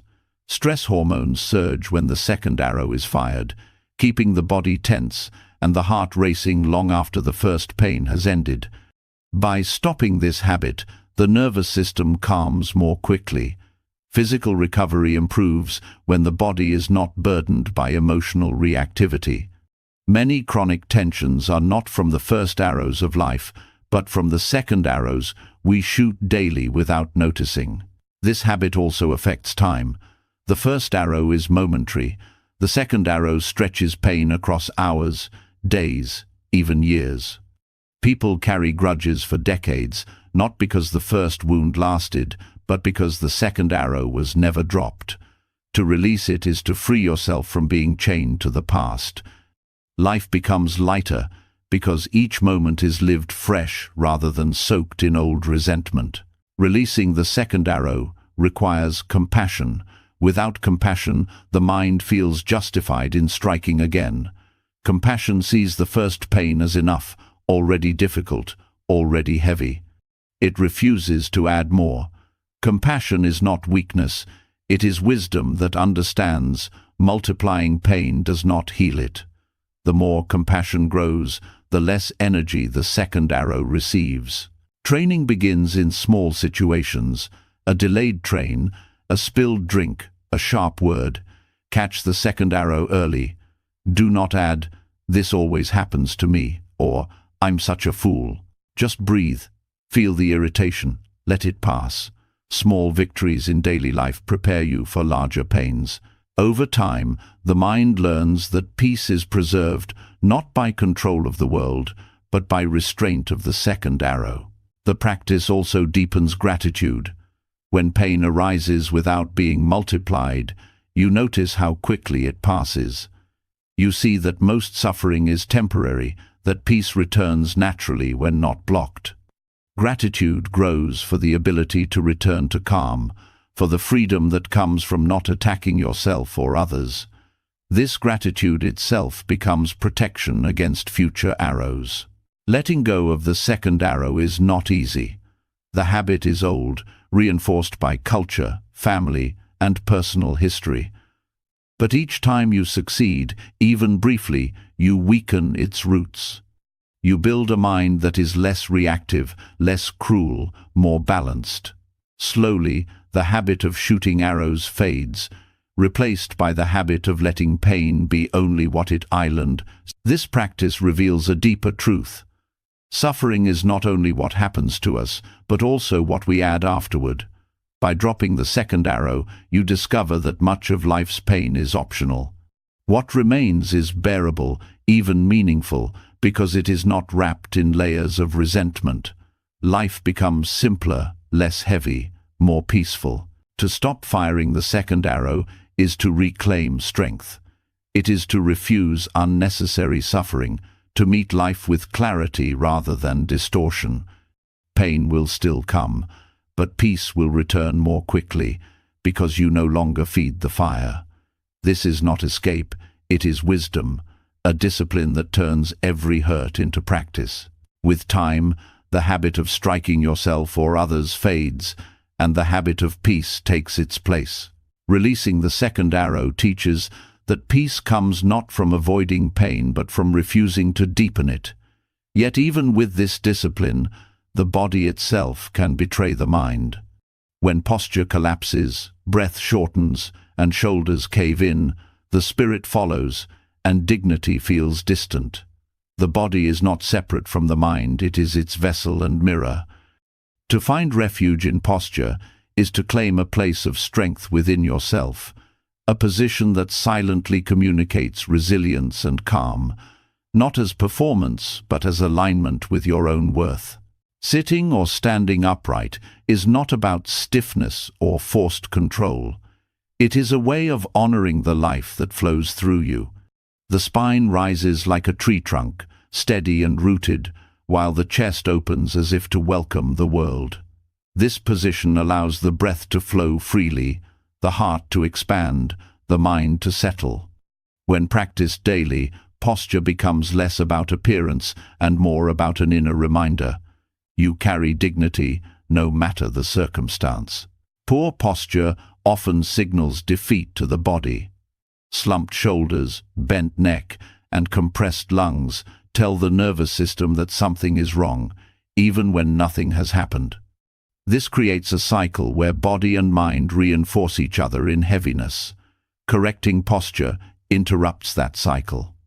When the body straightens, breath deepens, energy rises, and the mind feels clearer. It is not magic, it is physiology. The body informs the brain, and the brain informs the body, in a continuous loop. Finding refuge in posture also shapes how you meet the world. Others sense the way you hold yourself before you speak a word. Upright posture radiates presence without aggression, confidence without arrogance. It invites respect without demanding it. This is not about impressing others, but about carrying yourself in a way that reflects your inner steadiness. The world often responds differently to someone who stands grounded, and this in turn reinforces your own calm. Daily practice of posture builds awareness of subtle tensions. Most people are unaware of how often they hunch, tighten the jaw, or lean unconsciously. By training attention to posture, you notice these habits and release them. Each release is a micro-meditation, a return to dignity through the body. Over time, the body learns to settle naturally into alignment, reducing strain and conserving energy. Breath and posture are inseparable. Upright posture opens the lungs fully, allowing oxygen to flow and the nervous system to stabilize.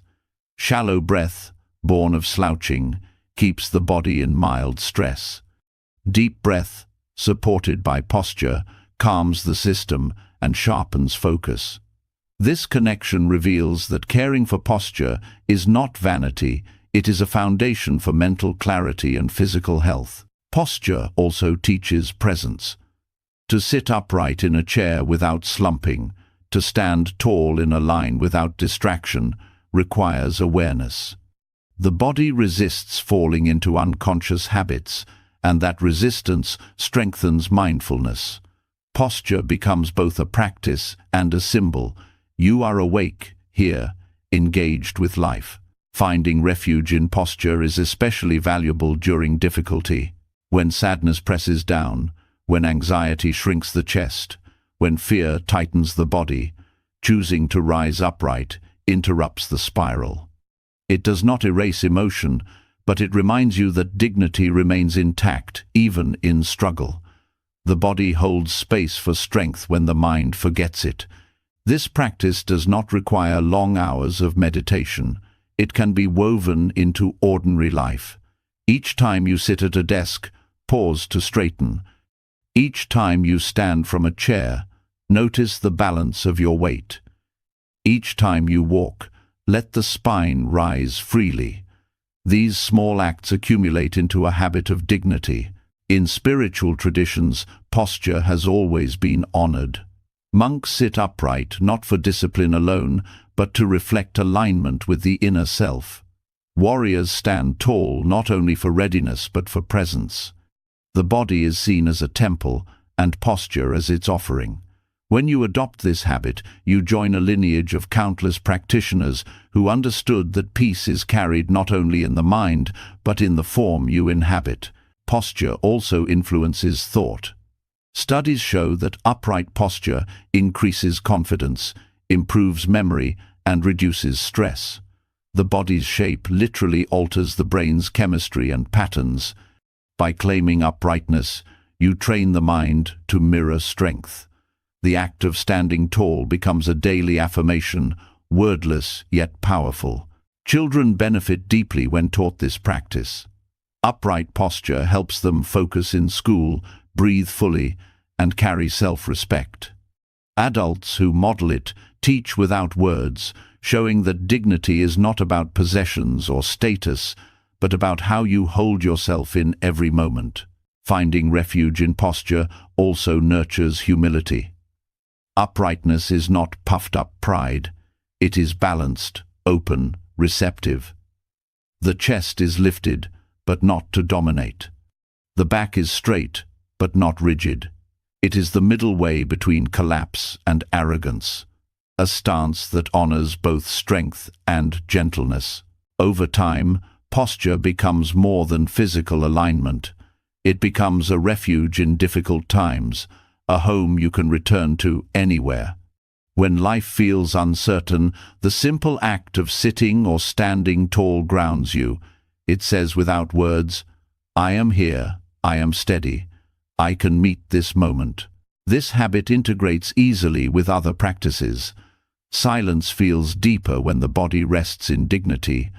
Walking meditation feels steadier when the spine is aligned. Even bowing inwardly gains depth when performed from an upright stance. Posture connects all practices, weaving them into a whole. To find refuge in posture is to discover that peace is not hidden in distant places. It is here, in the way you hold your body, in the way you carry yourself through ordinary days. With each upright breath, you return to dignity. With each upright step, you radiate peace. This is not effort, it is remembrance. You are built to stand tall, and in standing tall, You remember who you are. When posture becomes a refuge, the body itself reminds you of inner dignity, and strength radiates quietly without words. Yet true strength is not only in how you carry yourself, but also in how you carry others in your heart. Dignity is incomplete without compassion, and peace is shallow if it ends at the edge of what is familiar. To walk this path more deeply, you extend kindness beyond those you know, reaching into the wide circle of strangers who share this world with you. Practicing loving kindness for strangers is not dramatic. It requires no public display, no grand gestures. It is as simple as pausing for 1 minute and silently wishing wellness for someone you do not know. A face in the crowd, a voice on the radio, a name you read but will never meet. In that moment, you train the heart to expand beyond habit. Instead of saving compassion for family or friends, you allow it to flow freely, without ownership, without boundaries. This practice dismantles the illusion of separation. Most of the suffering in the world comes from the belief that others are different, distant, unrelated to us, but each stranger carries the same fragile hopes and hidden struggles. The mother rushing to work, the child playing on the sidewalk, the old man waiting for the bus, all breathe, all age, all fear, all dream. By silently wishing them well, you bridge the invisible gap that keeps hearts closed. The act may seem small, yet its effect is vast. A minute of silent goodwill softens the mind, loosens judgment, and creates a subtle warmth that lingers. The stranger never knows, but you feel the change. Harsh thoughts fade, resentment weakens, and gratitude grows. The heart trained in this way is less likely to harden in daily life. This habit also heals the loneliness that many carry. By sending kindness outward, you remind yourself that you are part of a larger web of life. Compassion does not require personal connection to be real. Even without words exchanged, you participate in humanity's shared breath. This sense of belonging brings comfort, especially in moments when you feel isolated. The practice builds patience. Strangers often trigger irritation. Someone cuts in traffic, slows a line, speaks too loudly. Normally, the mind leaps to judgment. But when you train yourself to wish wellness for strangers, even these moments transform. The driver becomes a fellow human with unseen burdens. The slow line becomes an opportunity to extend goodwill. The loud voice becomes a reminder of shared imperfection. Irritation lessens, replaced by quiet empathy. There is also humility in this practice. To wish wellness for strangers is to admit you do not know their stories, yet you honor them anyway. You release the need to judge worthiness. Kindness is offered not because someone earned it, but because kindness itself is your chosen response. This humility strengthens the habit of compassion until it flows naturally, without calculation. A single minute daily is enough to begin reshaping the mind. The choice of stranger does not matter. It may be the first person you see in the morning, a passerby during a walk, or even someone whose face you recall from memory. What matters is sincerity. Even a brief, genuine wish, "May you be safe, may you be free from suffering," plants a seed. Over time, these seeds accumulate, and the heart becomes a field of compassion. The benefits extend inward as well. Studies have shown that practicing loving-kindness meditation increases positive emotions, reduces stress, and improves resilience. But beyond science, the lived experience is simple. The heart feels lighter. Anger dissolves more easily. Forgiveness arises more quickly, and joy grows less dependent on circumstances. Compassion for strangers becomes compassion for yourself, because you cannot open the heart outward without also softening it inward. This practice can also prevent despair. In a world often filled with conflict, injustice, and cruelty, it is easy to feel powerless. But wishing wellness for strangers is a reminder that compassion is still within your reach. You may not fix every problem, but you can refuse to add to the hardness. Each silent wish becomes a quiet act of resistance against cynicism. The habit strengthens gratitude too. When you wish wellness for someone carrying visible burdens, you become more aware of the blessings in your own life. When you see someone enjoying a moment of happiness, your heart learns to celebrate with them instead of comparing. Compassion for strangers transforms envy into joy and judgment into understanding. In families, this practice expands perspective. Parents who silently send goodwill to other children develop deeper patience with their own. Partners who extend compassion to strangers learn to treat each other with more gentleness. The ripple is subtle but powerful. What begins as an inward habit reshapes outward relationships. Over time, you begin to notice strangers differently.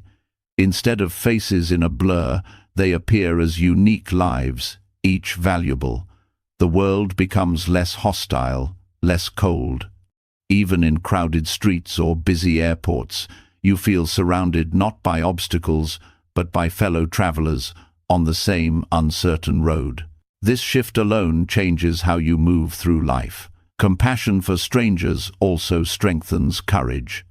When kindness flows beyond what is familiar, fear of others weakens. The unknown no longer feels threatening. You meet difference with openness rather than suspicion. This courage is quiet but steady. It allows you to step into diverse spaces without shrinking, because the heart has already practiced meeting strangers with goodwill. The practice does not require perfect mood or ideal setting. Even on days when you feel tired or discouraged, the act of sending a simple wish outward can soften your own heaviness. Sometimes the compassion you offer becomes the compassion you need. This reciprocity is not forced. It arises naturally when the heart learns to open. Finding 1 minute daily may seem insignificant, but over weeks and months, the effect accumulates. Compassion becomes less of a choice and more of a reflex. Judgment still arises, but it passes more quickly. Irritation still sparks, but it is cooled by empathy. You begin to live in a field of goodwill that touches every encounter, known or unknown. Practicing loving kindness for strangers is one of the simplest yet most profound habits. It requires no special tools, no external approval, no recognition. Yet it changes how you see yourself, how you see others, and how you see the world. By dedicating even a minute a day to silently wishing wellness for those beyond your circle, you expand the heart until compassion becomes limitless. And when compassion becomes limitless, peace is no longer fragile, it is unshakable. Extending kindness to strangers opens the heart beyond the limits of what is familiar. But even as compassion grows, daily life still tests us with constant interruptions, sounds that tug at our attention and stir irritation. Noise often feels like an enemy, yet sound itself is not the problem. It is the way the mind resists it, labeling it as disturbance, that causes unrest. When you shift perspective, every sound becomes a teacher. Instead of fighting noise, you can receive it as a bell of mindfulness, a reminder to return to the breath, to return to yourself. The world is filled with sound, and most of it arrives uninvited. Car horns cut through traffic, phones demand attention with sharp rings, doors slam, dogs bark, neighbors shout.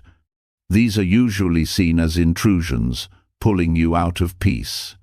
But if each sound is treated as a bell, then nothing interrupts. Practice, everything, deepens it.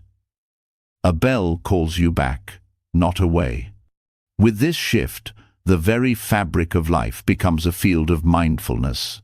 Treating sounds as bells is powerful because it transforms the unavoidable into the useful. Silence is rare in modern life, and waiting for perfect quiet means practice will always be postponed. But sound is constant, which means reminders are constant. Every horn, every ring, every laugh or cry becomes a signal to pause and breathe. Instead of resenting noise, you learn to welcome it as support. This practice trains the mind to release reactivity. Normally, noise produces irritation. A loud horn creates anger, a phone ring creates anxiety, a neighbor's music creates resentment.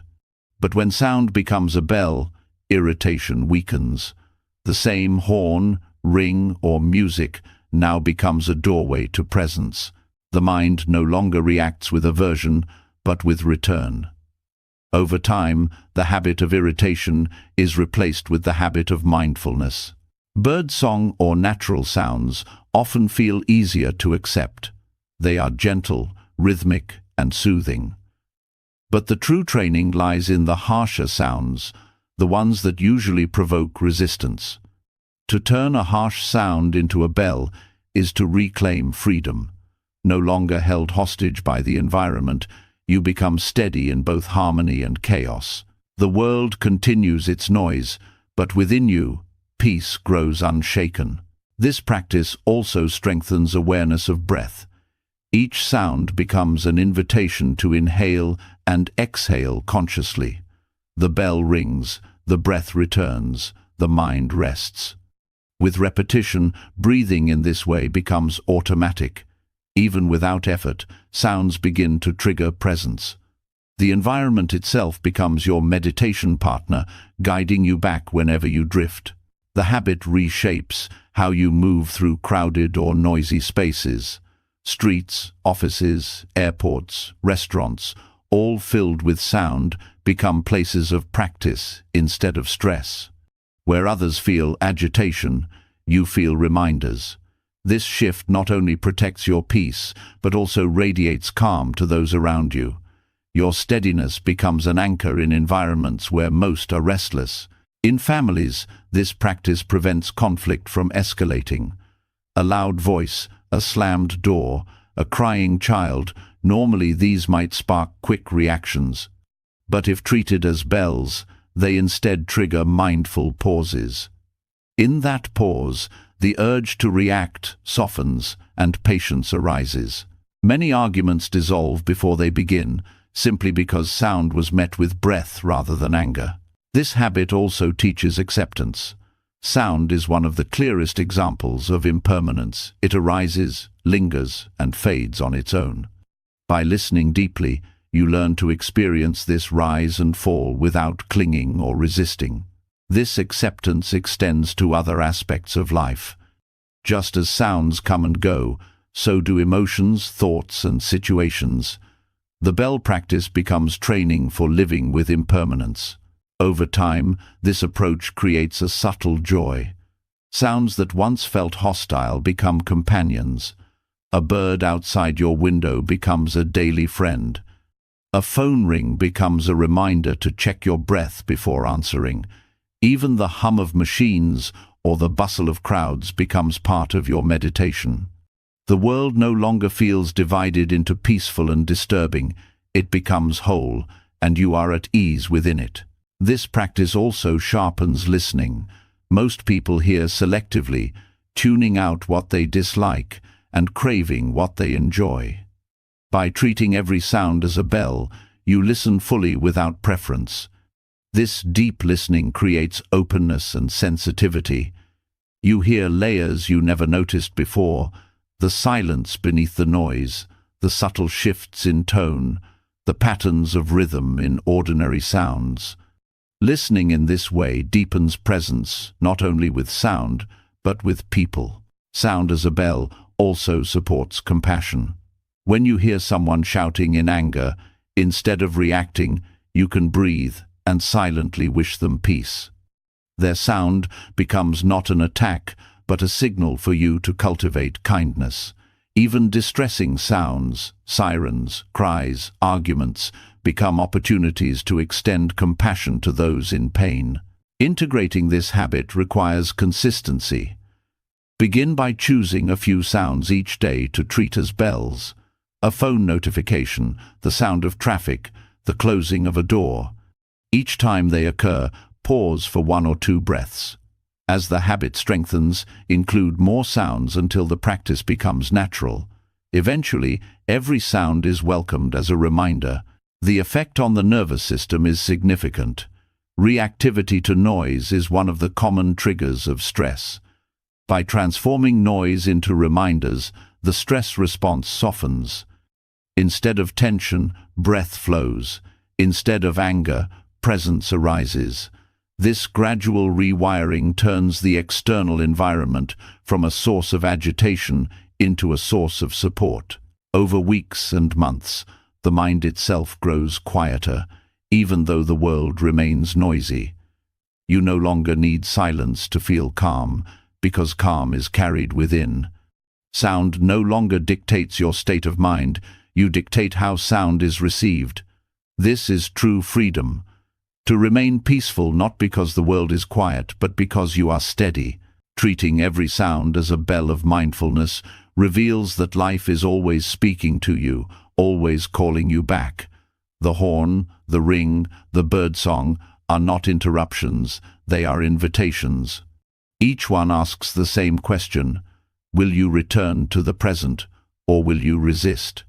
By choosing return again and again, you discover that peace is not elsewhere. It is here, carried on every wave of sound, waiting for you to listen. When every sound becomes a bell of mindfulness, the world itself feels like a teacher, calling you back to presence again and again. Yet presence deepens further when you bring the body into contact with the ground. Sounds guide the mind to awareness, but the earth grounds the whole being, reminding you where you belong.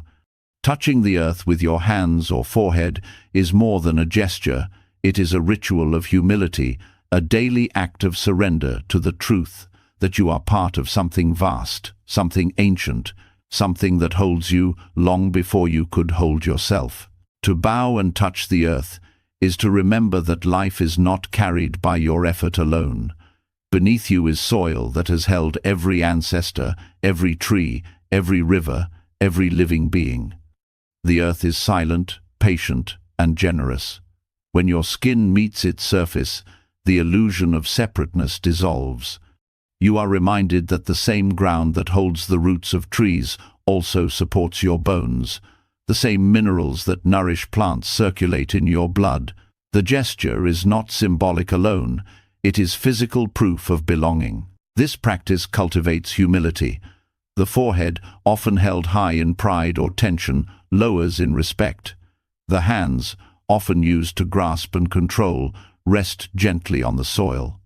These movements teach the body what the mind often forgets, that strength is not domination, but reverence. Humility here is not humiliation. It is the recognition that greatness is shared with all of life, that dignity grows when it bows. The act also restores balance in times of heaviness. When stress builds, when the mind spins with worry, grounding resets the system. Kneeling down, lowering the head, and touching the earth redirects scattered energy into the stability beneath you. The nervous system calms, the breath deepens, and the racing mind slows. This simple ritual works because it brings the body back to its source. Earth does not move with your worries, it remains steady, and in touching it, you borrow its steadiness. Touching the earth is also an act of gratitude. Every bite of food, every breath of air, every drop of water comes from it. Bowing daily becomes a way of saying thank you, not in words, but in action. Gratitude expressed through the body anchors more deeply than gratitude expressed in thought alone. The physical gesture leaves an imprint that thought often cannot hold. This ritual expands compassion as well. When you touch the earth, you recognize it as the same ground that carries not only you but also those you love and those you dislike, those who help and those who harm. All are supported equally. This awareness softens judgment and strengthens the sense of shared humanity. You realize that despite divisions, everyone walks on the same ground, everyone returns to it. Compassion grows naturally when this truth is embodied daily. In times of sorrow, the practice becomes a form of refuge. When grief feels unbearable, bowing to the ground offers release. Tears falling into the soil are carried, not wasted. The earth receives what you cannot hold, steady and patient. Many find that the act of touching the ground with the forehead is the only gesture strong enough to carry the weight of overwhelming loss. It reminds you that you are not alone, that even in despair you are supported. The ritual also trains awareness of impermanence. The earth you touch is not fixed. It changes constantly, turning seasons, shifting forms, breaking down and rebuilding life. By bowing to it daily, you train yourself to live in harmony with change rather than in resistance. The body itself is part of this same cycle, destined to return to soil. Instead of fearing this, touching the ground transforms it into acceptance. This practice can be done anywhere on bare soil, grass, sand, stone, even a wooden floor that once was tree. The key is intention. The body bows, the skin meets ground, and the mind remembers, I am not separate. This act is portable, requiring no temple, no ritual space. It can be done in the quiet of dawn, in the middle of stress, or before sleep. Children respond deeply to this practice. When taught to bow to the ground, they sense wonder and respect for the world they walk on. It teaches them to care for the earth, not as an idea, but as a living relationship. Adults, too, rediscover awe through this ritual, remembering what was once instinctive as children to crouch, to touch, to explore. The habit also reshapes the way you treat the environment. It is harder to exploit or neglect what you bow to daily. Touching the earth builds reverence, and reverence leads naturally to protection. You begin to notice waste, pollution, and harm differently. Care arises not from guilt, but from relationship. You protect the ground, not as a duty, but as an act of love. Practicing this habit daily also restores a sense of sacredness to ordinary life. In a modern world of speed and distraction, ritual grounds the spirit. To bow each day is to step briefly out of the rush and into reverence. This transforms the ordinary into sacred, reminding you that spirituality does not only live in words or thoughts, but in the way you meet the ground that carries you. Touching the earth can also be linked with breath. As the forehead lowers, inhale deeply. As the hands rest, exhale fully. This synchrony of breath and gesture creates a rhythm of surrender. Each breath becomes an offering, each exhale a release of tension into the soil. The earth absorbs what you let go, and you rise lighter, steadier, more at peace. The practice also nourishes courage. Bowing does not mean weakness. It requires strength to lower yourself willingly, to set aside ego and pride. Each time you bow, you affirm that humility is not defeat, but freedom. Courage grows from this freedom, because the one who bows to the earth fears no loss of dignity. Dignity is already secure in reverence. Over time, the ritual becomes a reminder that home is not only a building or a place, but the ground itself. Wherever you go, touching the earth reconnects you. In unfamiliar spaces, in stressful times, in moments of uncertainty, the ground remains the same support. Bowing reminds you that you carry home beneath your feet. When integrated with other practices, this habit creates harmony. Silence deepens when the body bows. Walking feels steadier when rooted in earth. Compassion for strangers grows when you recognize that all walk the same ground. The practice is not separate from the rest, it ties them together, rooting them in the most basic truth. You belong to the earth, and it belongs to you. Touching the earth with hands or forehead is not just ritual but medicine. It calms the restless mind, grounds the scattered body, and opens the closed heart. It is a daily act of humility, gratitude, and connection. With each bow, you remember your place not above, not separate, but within. And from that place, peace is no longer fragile. It is steady, held by the very ground you bow to. Touching the earth restores the body and heart to their place of belonging. Yet even with this grounding, the mind often clings to its endless lists, tasks to finish, problems to solve, futures to secure. The modern habit is to measure worth by productivity, to equate rest with laziness, and to confuse busyness with meaning. But there is another way.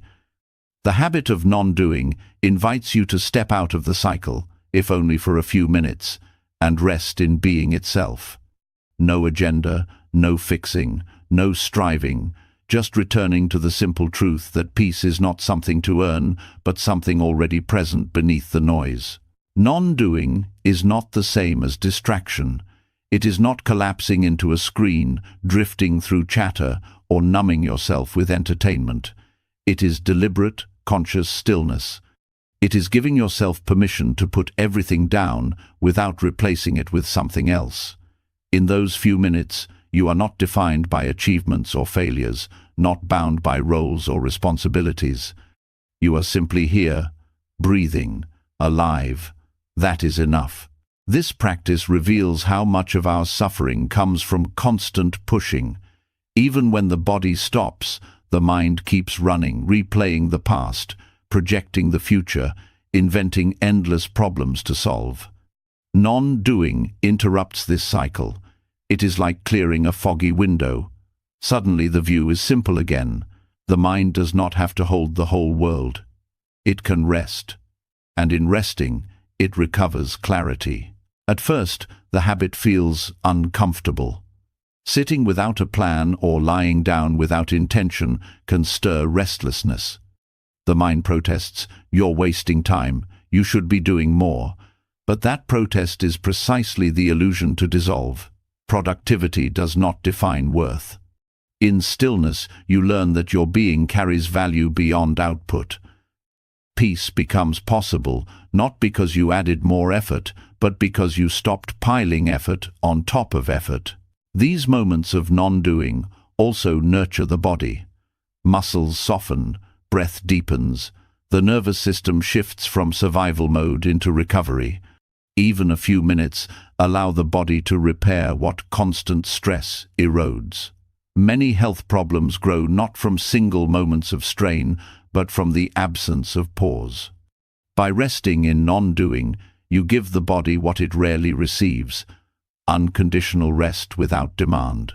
In relationships, the practice has subtle power.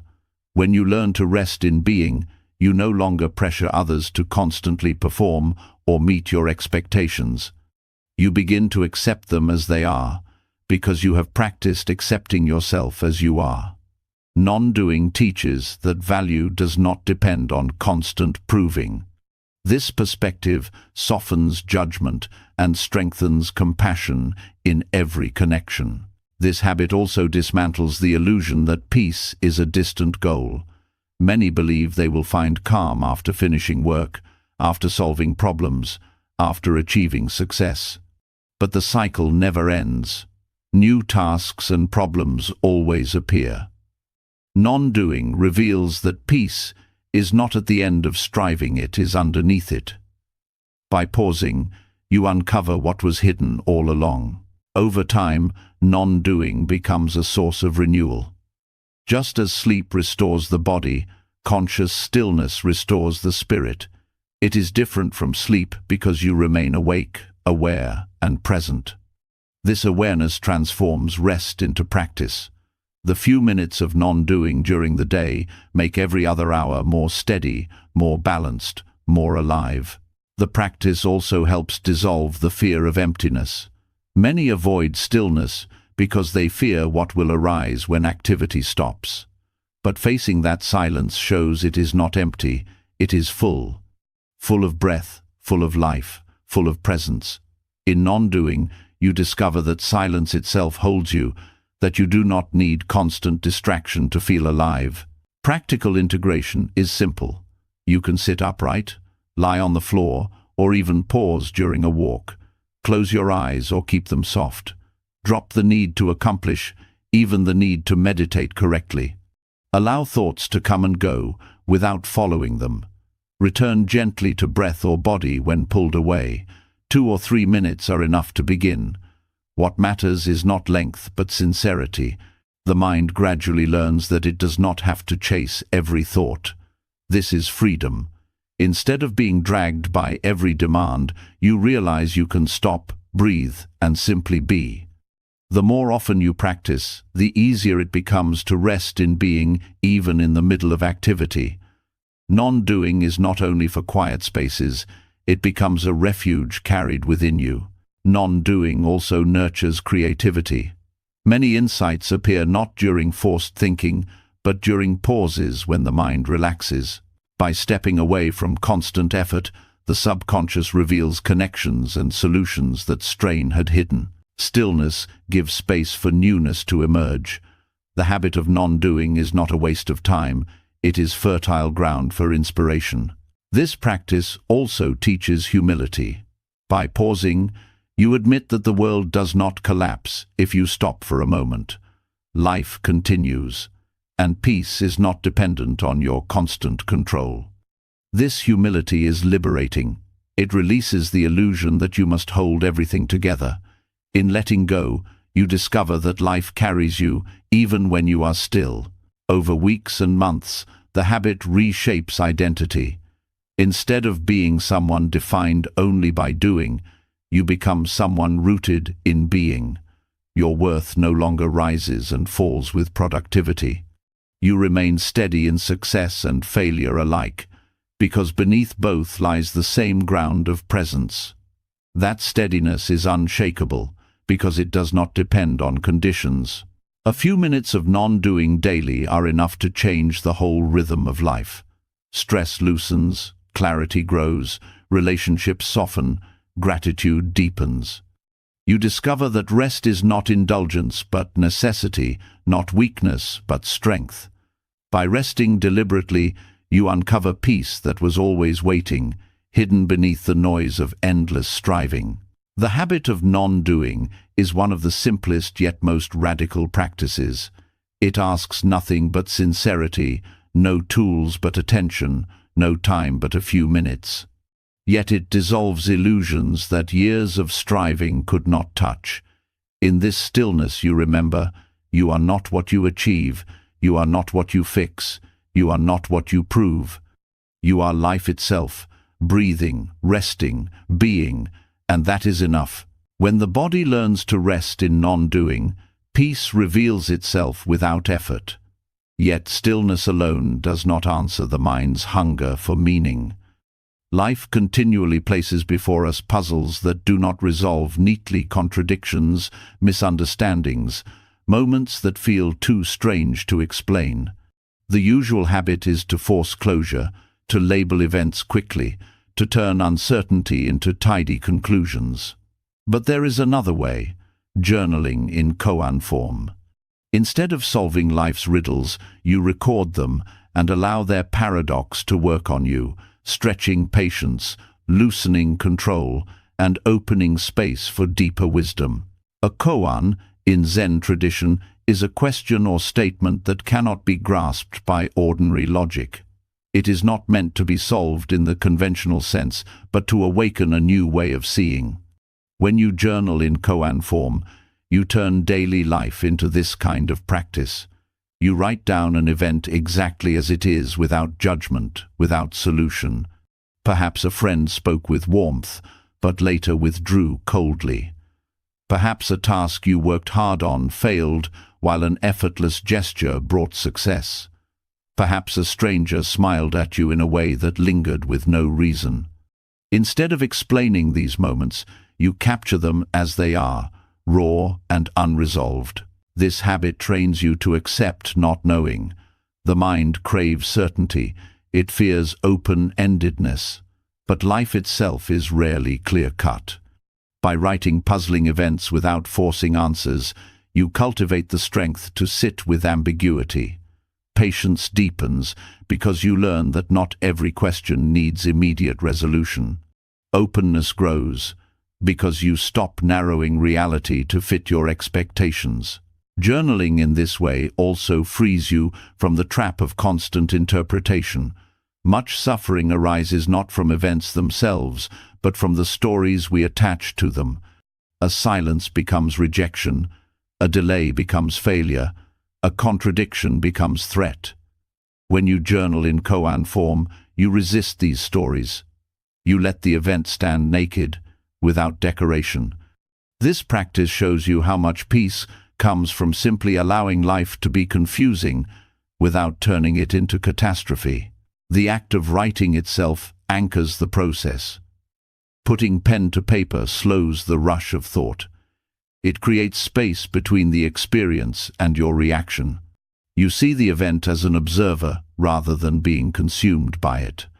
This distance is not detachment in the sense of coldness, it is clarity, the ability to notice without drowning. Koan journaling also trains humility. When you collect unsolved experiences, you admit you do not know everything, and that is acceptable. This humility softens arrogance and deepens connection. You realize others, too, are navigating contradictions they cannot resolve.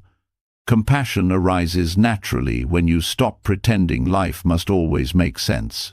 This practice also nourishes creativity. Paradox invites the mind to stretch beyond its usual patterns. When you hold unresolved questions without forcing answers, new insights often appear unexpectedly. They do not come from effort, but from the mind's deeper layers, which work quietly when given space. What felt like confusion may one day reveal wisdom, not because you forced it, but because you allowed it to ripen. Writing koans from daily life can be simple. Each evening, recall one moment that confused you, unsettled you, or defied easy explanation. Write it down as clearly and briefly as possible. Do not add commentary or analysis. Let it remain raw. Over time, your journal becomes a collection of living questions. Reading them later, you may find some still unresolved, others quietly transformed. The point is not resolution but relationship. You learn to walk with questions as companions rather than enemies. This habit also trains resilience in the face of uncertainty. Modern life often demands answers at work, in relationships, in self-understanding. Not knowing is seen as weakness. But journaling in koan form reframes not knowing as strength. It teaches that uncertainty is fertile ground, not a void. When life surprises you, instead of panicking, you recognize the familiar territory of paradox. You are already practiced in holding contradictions without collapse. Koan journaling also changes the way you remember your life. Instead of keeping a record of only clear achievements and failures, you preserve the mystery. Your personal story becomes less about linear progress and more about depth. This creates a richer relationship with your own past. You see it not as a straight line, but as a tapestry woven of clarity and confusion, both meaningful. The practice deepens spiritual understanding as well. Many traditions teach that truth cannot always be grasped directly. It must be approached through paradox, through surrender of ordinary logic. Journaling in koan form becomes a way of embodying this teaching daily. Each entry is a reminder that wisdom is not about mastering answers, but about living with questions. The emotional benefits are profound. Anxiety often arises from the demand to control outcomes and explain everything. By deliberately recording unresolved moments, you train the nervous system to relax in uncertainty. Fear of the unknown weakens. Instead of restlessness, curiosity grows. Instead of dread, you meet paradox with openness. In relationships, this practice reduces conflict. Much of human tension comes from trying to force others into clarity, demanding explanations, insisting on consistency. But koan journaling teaches you that contradictions can coexist without destroying connection. You become more patient with others' complexity, less insistent on tidy answers. This patience itself strengthens bonds. Over time, the journal becomes a mirror of growth. Early entries may be filled with irritation or confusion. Later ones carry more space, more acceptance. You begin to see that paradox itself is not a flaw but a feature of reality.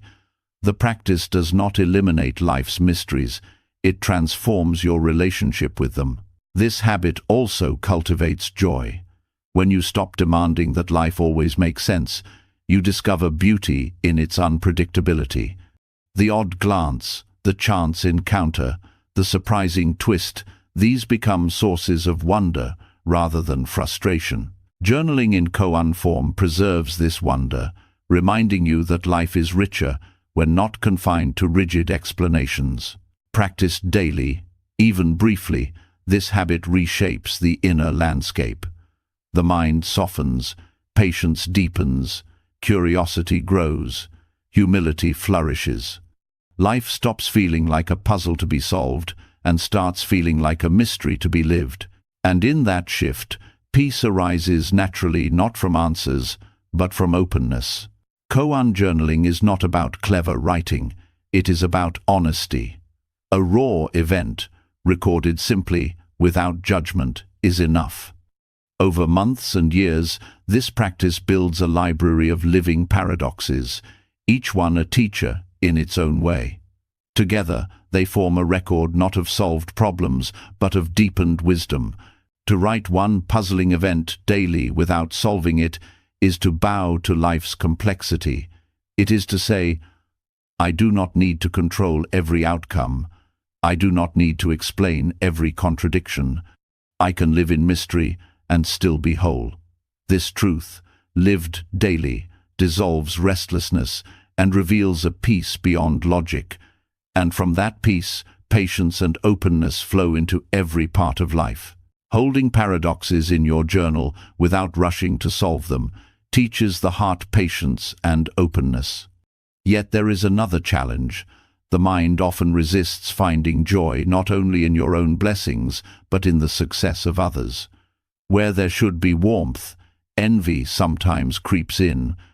Where there could be celebration, comparison steals the moment.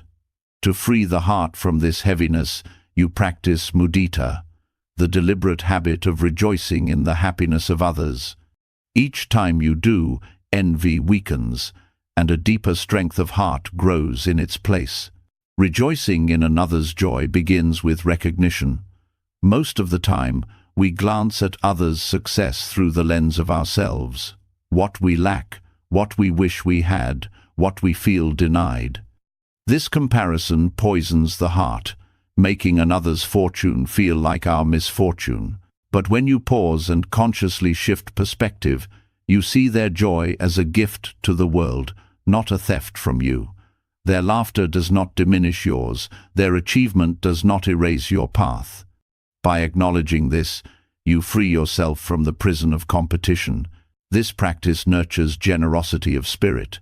To wish well for someone who already thrives requires setting aside the ego's craving to be first, to be superior.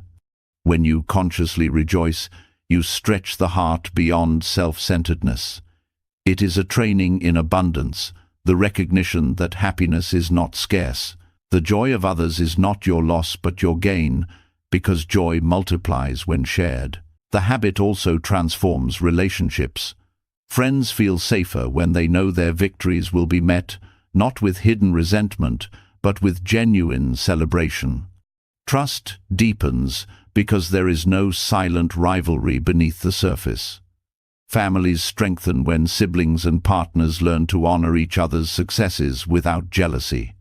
Even strangers become easier to love when you train the heart to celebrate their fortune. Mudita also heals inner wounds. Envy corrodes from within, leaving bitterness and dissatisfaction. But each time you practice rejoicing, you dissolve some of this poison. The heart feels lighter, the mind clearer. Instead of resenting what you do not have, you participate in the happiness that already exists around you.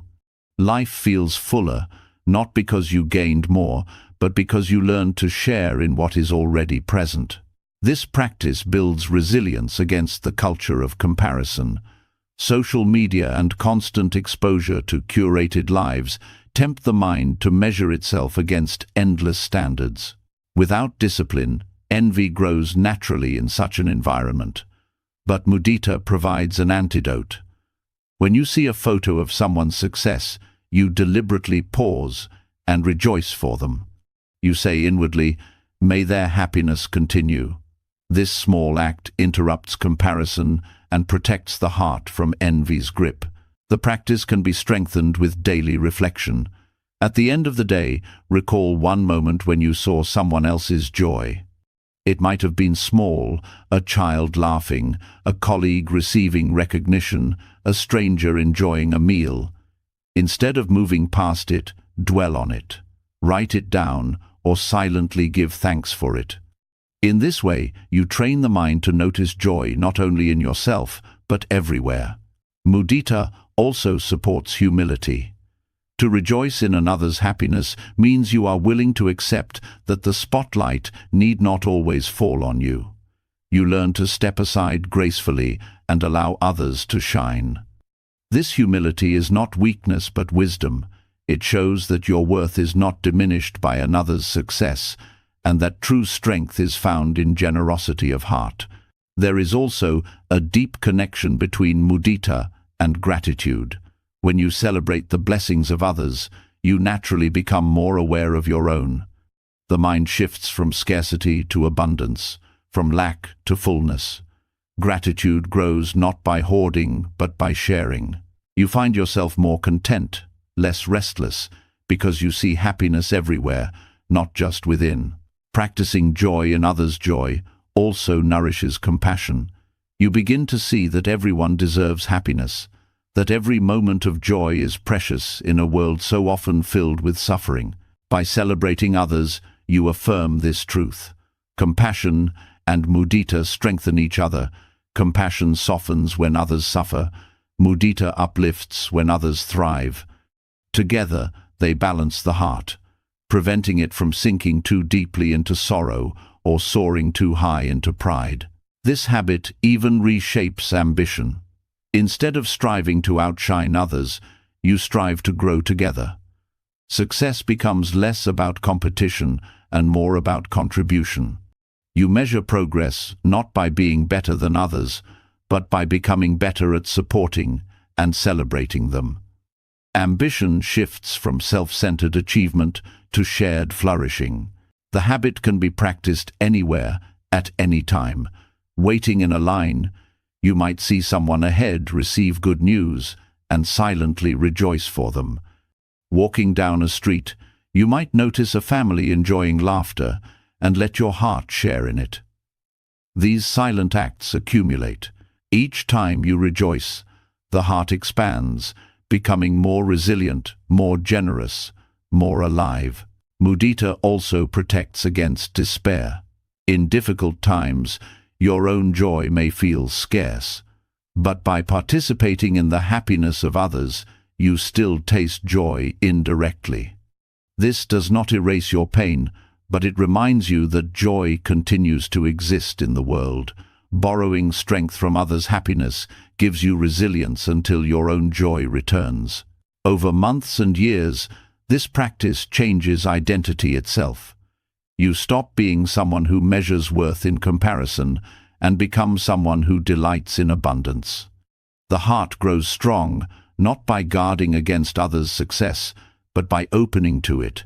The world feels less hostile, less competitive, because you no longer see others as rivals, but as sources of joy.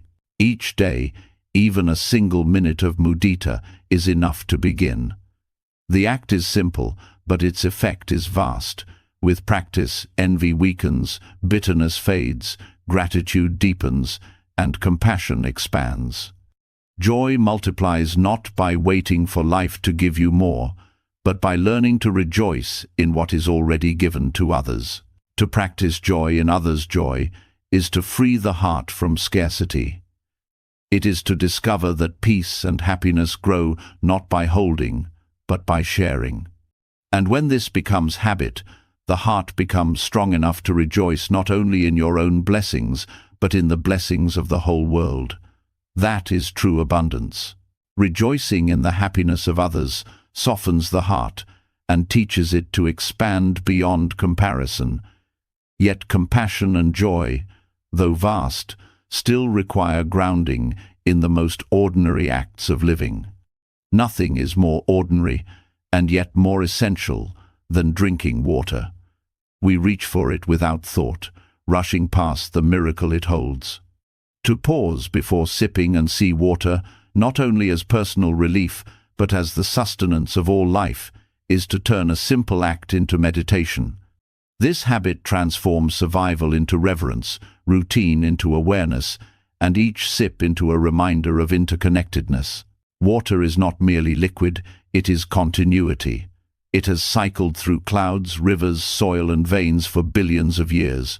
The same molecules that quench your thirst may once have flowed through ancient forests, oceans, or even the bodies of ancestors. To drink with mindfulness is to recognize this continuity and to feel yourself not separate, but part of a living system that stretches far beyond the self. This awareness nurtures humility. You no longer see the glass of water as yours alone, but as a gift shared across time and space. The pause before drinking is crucial. Without it, the act remains mechanical, unnoticed. With it, you open a doorway into gratitude. In that moment, you can recall the rainfall that nourished reservoirs, the rivers that carried it, the unseen people who purified and delivered it. A sip becomes an encounter with countless lives and efforts. This is not abstraction, it is reality made visible by attention. Gratitude deepens not in thought alone, but in sensation, as the coolness touches your lips and flows through the body. This practice also teaches impermanence. Water never stays still, it moves, evaporates, transforms. By drinking with awareness, you embody this truth. What enters your body today will leave tomorrow, to return again in another form. The sip itself is a lesson in flow. Clinging to permanence dissolves when you see that even the water sustaining you cannot be held forever. This recognition softens the fear of change and helps you trust the rhythm of life. Drinking water as meditation strengthens presence. The mind often wanders during ordinary tasks, chasing worries or replaying memories. By focusing fully on the sip, you train the mind to rest in now. The temperature, the texture, the sensation of swallowing all become anchors to the present. Each sip becomes as sacred as a bell calling you back to yourself. Over time, this habit extends beyond water to other routines, turning the ordinary into continuous practice. This habit also reshapes the relationship with the body. Instead of treating thirst as annoyance, you meet it as communication. The body asks, and you respond with care. Drinking with awareness honors this relationship, reminding you that the body is not an obstacle to peace, but its vessel. By respecting it through mindful nourishment, you align inner and outer life. The practice naturally leads to compassion. As you pause before drinking, you may recall that countless beings struggle for the same water. In many places, access is scarce, and people walk miles for a fraction of what you take for granted. This awareness is not meant to burden, but to awaken generosity. Gratitude for what you have can inspire care for those who lack, creating a bridge between mindfulness and action. Water meditation also connects you to the natural world. When you sip slowly, you taste the rain, the rivers, the oceans condensed into clouds. You remember that every tree, every animal, every insect relies on this same substance. Life itself is woven through water. By drinking with reverence, you remind yourself that harming the earth is harming your own veins, because the cycle is one. This recognition fosters responsibility for the environment, not as theory but as lived experience. Over time, this practice transforms scarcity into abundance. You no longer need extravagant rituals to feel reverence, because the act of drinking water itself becomes sacred. Each sip carries richness when met with awareness. This abundance is not external but internal peace that grows from seeing life's gifts clearly. Practicing this habit daily is simple. Before each sip, pause for a breath. Inhale awareness of where the water has come from. Exhale gratitude for its presence. Then drink slowly, feeling it move through you. Even one mindful sip a day is enough to begin. The effect builds not from intensity, but from consistency. Each pause layers upon the last, training the mind to live with reverence. The nervous system benefits as well. Pausing before drinking interrupts the rush of the day. The act of slow sipping calms the body, deepens breath, and restores balance. Instead of gulping water unconsciously, you transform it into a rhythm of stillness. This small practice, repeated often, accumulates into resilience. The body learns to associate hydration not with rushing but with rest. This habit also nurtures joy. The simple sensation of water can bring delight when met with presence.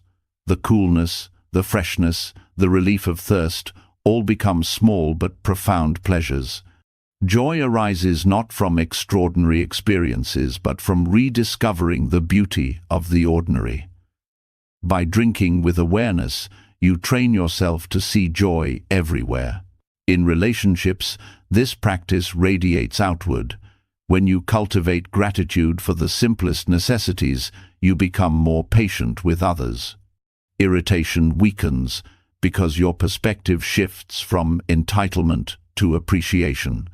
Conversations soften, conflicts ease, and compassion becomes easier to sustain. The inner peace built from mindful drinking flows into the way you treat people. The practice also protects against restlessness. When life feels overwhelming, pausing to drink water with awareness becomes a reset. It reminds you that survival is already supported, that in this moment you are sustained. This interrupts the spiral of anxiety and restores perspective. The act itself becomes a grounding ritual, like touching the earth with your lips instead of your hands. Over months and years, this habit deepens into wisdom. You begin to see that life is not separate from practice, it is practice. Every sip, every breath, every step becomes a chance to awaken. Water, the simplest of gifts, becomes your teacher, showing you gratitude, impermanence, presence, compassion, and joy. To drink water as meditation is to reclaim the sacredness of life hidden in plain sight. It is to remember that peace is uncovered not by adding more, but by meeting what already exists with awareness. Each sip says, "Life flows, life sustains, life connects us all." And when you live with this truth daily, reverence is no longer an occasional feeling, it becomes the way you move through the world.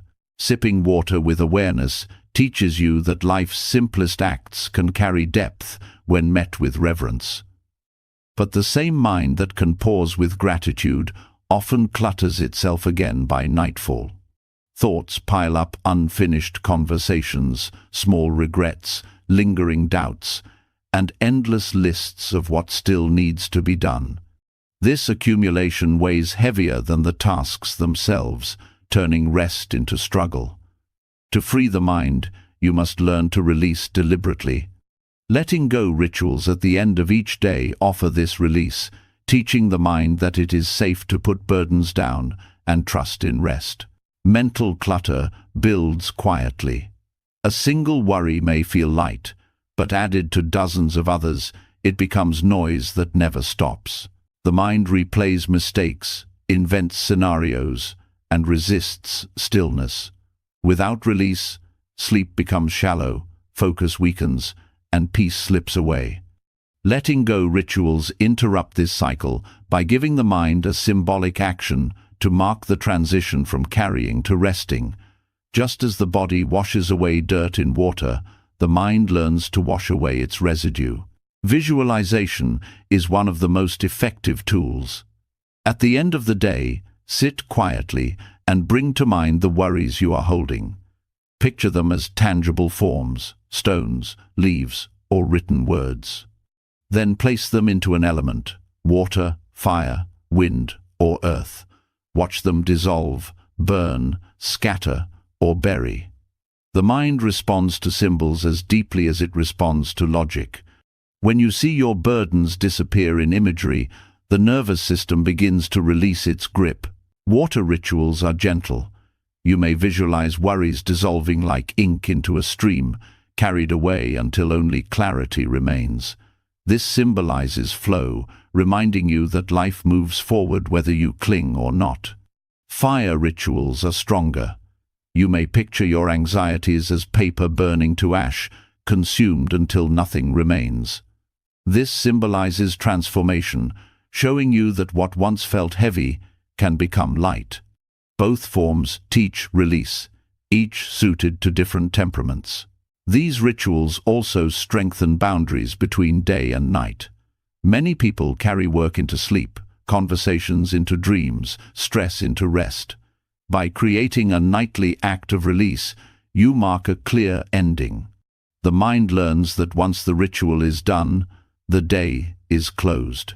This boundary preserves the quality of rest and allows you to wake with renewed clarity. The practice is not avoidance. You are not pretending challenges do not exist. You are teaching the mind to distinguish between what needs attention now and what can wait until tomorrow. This distinction is crucial. Without it, the mind believes it must carry everything at once, never allowing rest. With it, you learn that release is not abandonment, but wisdom, knowing when to hold and when to let go. Physical gestures can strengthen the ritual. Writing down worries on paper and then tearing or burning them provides a concrete act of release. Placing a stone in a bowl of water to represent a burden being set down, or blowing out a candle as a signal that the day's wait is finished, engages the body alongside the mind. These gestures deepen the impression, making the release more real. The habit also trains humility. Letting go means admitting you cannot control everything, that life is larger than your grip. This humility is liberating. It frees you from the exhausting demand to solve every problem before sleep. You learn to trust that rest itself is part of the solution. That clarity often comes not from holding tighter, but from stepping back. Over time, these rituals reduce chronic stress. The nervous system adapts to the pattern of nightly release. Muscles soften, breath deepens, and sleep grows more restorative. You wake clearer, less burdened by leftover tension. The cumulative effect is powerful not from one dramatic ritual, but from consistent small acts of letting go. This practice also reshapes your relationship with mistakes. Instead of replaying errors endlessly, you learn to acknowledge them, reflect, and then release. The ritual becomes a teacher of forgiveness, both for yourself and for others. Each night you let go, you affirm that clinging to resentment or regret does not heal it, only extends suffering. In relationships, this habit prevents unresolved frustrations from hardening overnight. By releasing before sleep, you reduce the chance of carrying bitterness into the next day. Conflicts are addressed with more clarity and less reactivity, because the mind is not clouded with accumulated resentment. This strengthens connection and builds trust. Letting go rituals also cultivate gratitude. When you release clutter, what remains is often a clearer view of blessings. The mind, freed from noise, notices small joys, the kindness of a word, the comfort of a meal, the warmth of a home. Gratitude arises naturally when space is created for it. These rituals do not have to be long. Even 5 minutes of visualization or symbolic gesture can shift the entire tone of rest. What matters is sincerity and consistency. By repeating the ritual each night, you train the mind in a new habit, releasing instead of clinging. Over weeks and months, this becomes second nature. The practice also teaches impermanence. Every worry you release reminds you that no thought is fixed, no emotion eternal. Just as water carries leaves away, life carries moments forward. This awareness reduces fear because you no longer believe your current burden defines you forever. You learn that release is always possible. Letting go rituals are also acts of compassion toward yourself. They recognize that the human mind is not built to carry infinite weight. By giving yourself permission to set burdens down, you treat yourself with kindness. This compassion strengthens resilience, making you better able to face challenges when they truly need attention. Over the long term, this habit changes your relationship with control. You discover that peace does not come from solving everything, but from releasing what cannot be solved now. Control is no longer obsession, it becomes discernment. You hold what is useful, release what is not, and trust the rhythm of life to carry you. Reducing mental clutter through nightly letting go rituals is not just about sleep, it is about freedom. It is about teaching the mind that peace is always available when you stop carrying what does not belong to the present. Each ritual becomes a small death of worry and a small birth of calm. And over time, these small acts accumulate into a life where rest is deeper, clarity brighter, and peace more steady. Letting go rituals clear the clutter of the day, teaching the mind to rest without dragging yesterday into tomorrow. Yet, even as we release the weight of worries, there remains a deeper truth that must be faced if peace is to be unshakable. Everything we cling to, possessions, roles, even our own bodies, will one day be set down completely. Death is the most certain fact of life, yet it is the one we avoid thinking about.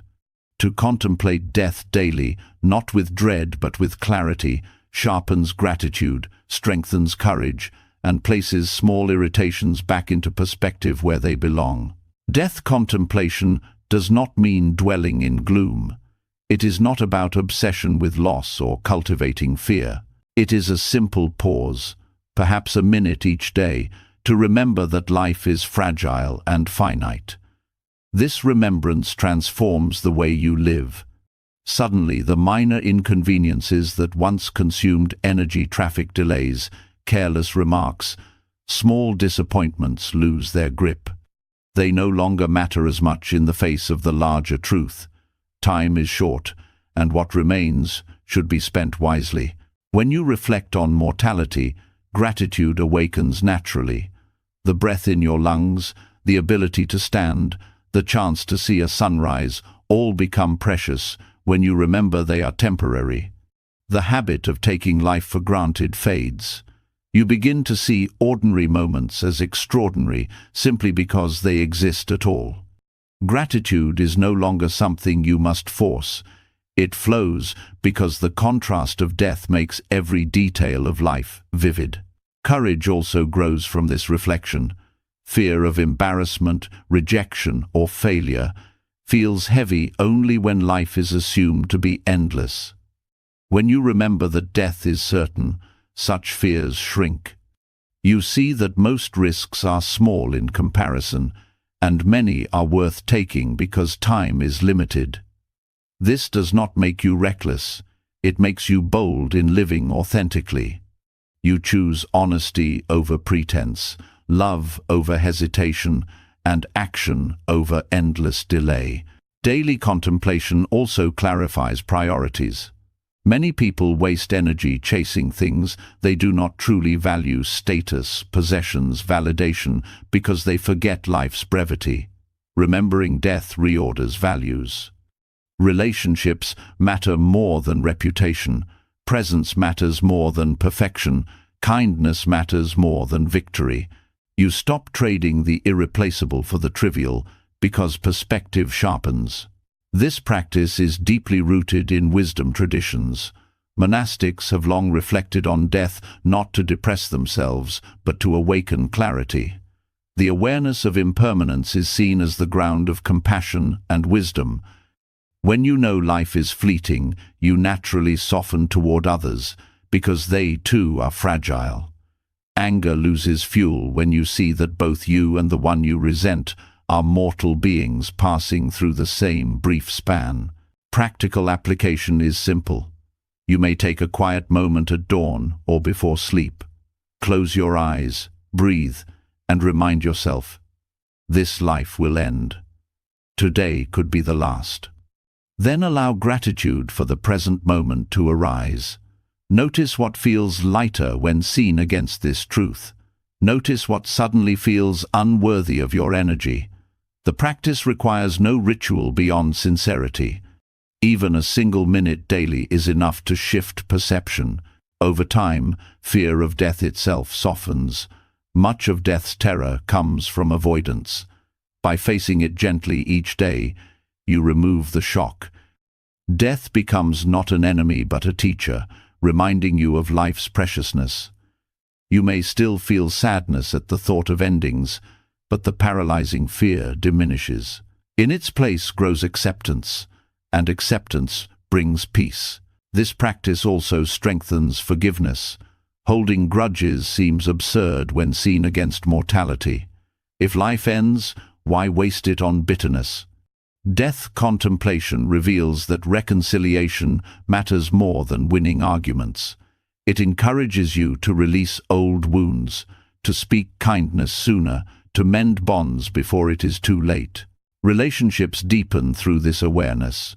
When you remember that loved ones will not always be here, you listen more attentively, hug more tightly, and speak more gently. Small irritations lose their sharpness because they pale beside the truth that time together is fragile. The practice makes you present not only for your own life, but also for the lives of others. Daily reflection on death also prevents complacency. Many drift through life, waiting for the right time to live fully. But when you remind yourself that tomorrow is not promised, you act today. You start the project, express gratitude, take the walk, share the words you meant to say. Death contemplation becomes fuel for living, not an obstacle. The practice even reshapes your relationship with achievement. When you know life ends, success and failure both take on new meaning. Neither defines you permanently, and neither is carried beyond the grave. This frees you to pursue goals with passion, but without attachment, to enjoy accomplishments without clinging, and to endure setbacks without despair. Health benefits follow as well. Reflecting on death daily can reduce anxiety and increase resilience. It grounds the nervous system by breaking cycles of rumination about trivial issues. When the mind sees clearly what truly matters, it releases minor tensions more easily. The body relaxes when the mind is not trapped in constant exaggeration of small problems. This habit does not require intensity. You do not need to meditate on graveyards or envision graphic details. A gentle acknowledgement suffices. Life is finite, and because of that, this moment is precious. Done consistently, this acknowledgement builds an undercurrent of wisdom that supports every action. Over months and years, the practice transforms identity. You become someone who lives with urgency, but without panic, with depth, but without despair. Gratitude colors your days, courage fuels your choices, and compassion softens your relationships. Death, once a shadow to avoid, becomes a lantern guiding you toward authentic living. To spend 1 minute each day contemplating death without fear is to sharpen vision, to strip away illusions, and to awaken to the value of now. It teaches that peace is not the absence of endings, but the acceptance of them. And when you live this truth daily, every breath becomes a gift, every connection becomes sacred, and every irritation becomes too small to steal your joy. Reflecting daily on death reveals how fragile and precious life truly is, stripping away what does not matter and sharpening focus on what does. But even with this clarity, life continues to confront you with countless interactions, some uplifting, some frustrating, some deeply challenging. If death teaches urgency, then relationships teach depth. The next step on this path is learning to see every person you meet, whether kind or difficult, as a teacher. This habit turns life itself into a school where lessons are constant, disguised in ordinary encounters. Seeing teachers everywhere requires a shift in perception. Most people move through the day categorizing others: friend, foe, helpful, annoying, important, irrelevant. These labels block learning. But when you begin to view each person as someone carrying a lesson, even the frustrating ones, life becomes richer. A stranger's impatience may teach you patience. A loved one's kindness may teach you love. Someone's harshness may teach you boundaries. Instead of resenting or clinging, you step into curiosity. What can I learn here? This habit nurtures humility. To see everyone as a teacher is to admit you do not already know everything. Children, elders, friends, strangers, all hold wisdom in their actions, whether intentional or not. A child's wonder teaches simplicity.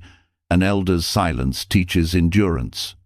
Even the mistakes of others become mirrors, showing what paths not to follow. Life ceases to feel random because every encounter holds meaning. The practice also transforms conflict. When someone offends you, the instinct is to resist or retaliate. But if you see them as a teacher, the question changes. What is this moment showing me about my triggers? What boundary needs strengthening? What compassion can I practice? The conflict itself becomes less about winning and more about learning. This shift reduces bitterness and strengthens resilience. Teachers appear not only in people you admire, but in those you resist. The co-worker who tests your patience is teaching you to develop calm. The critic who challenges you is teaching you to separate truth from ego. Even those who harm you may inadvertently teach the importance of self-respect and courage. By framing difficulties this way, suffering becomes less wasted, it becomes transformed into growth. This perspective also deepens gratitude. When you realize everyone contributes to your learning, you stop taking encounters for granted. The cashier at the store, the driver on the road, the neighbor you rarely greet, all become part of your spiritual training. Life feels interconnected, not fragmented. Gratitude grows because the ordinary world reveals itself as full of lessons. The habit does not mean blind acceptance of harm. Seeing someone as a teacher does not excuse their actions. It simply means you refuse to leave the encounter empty-handed.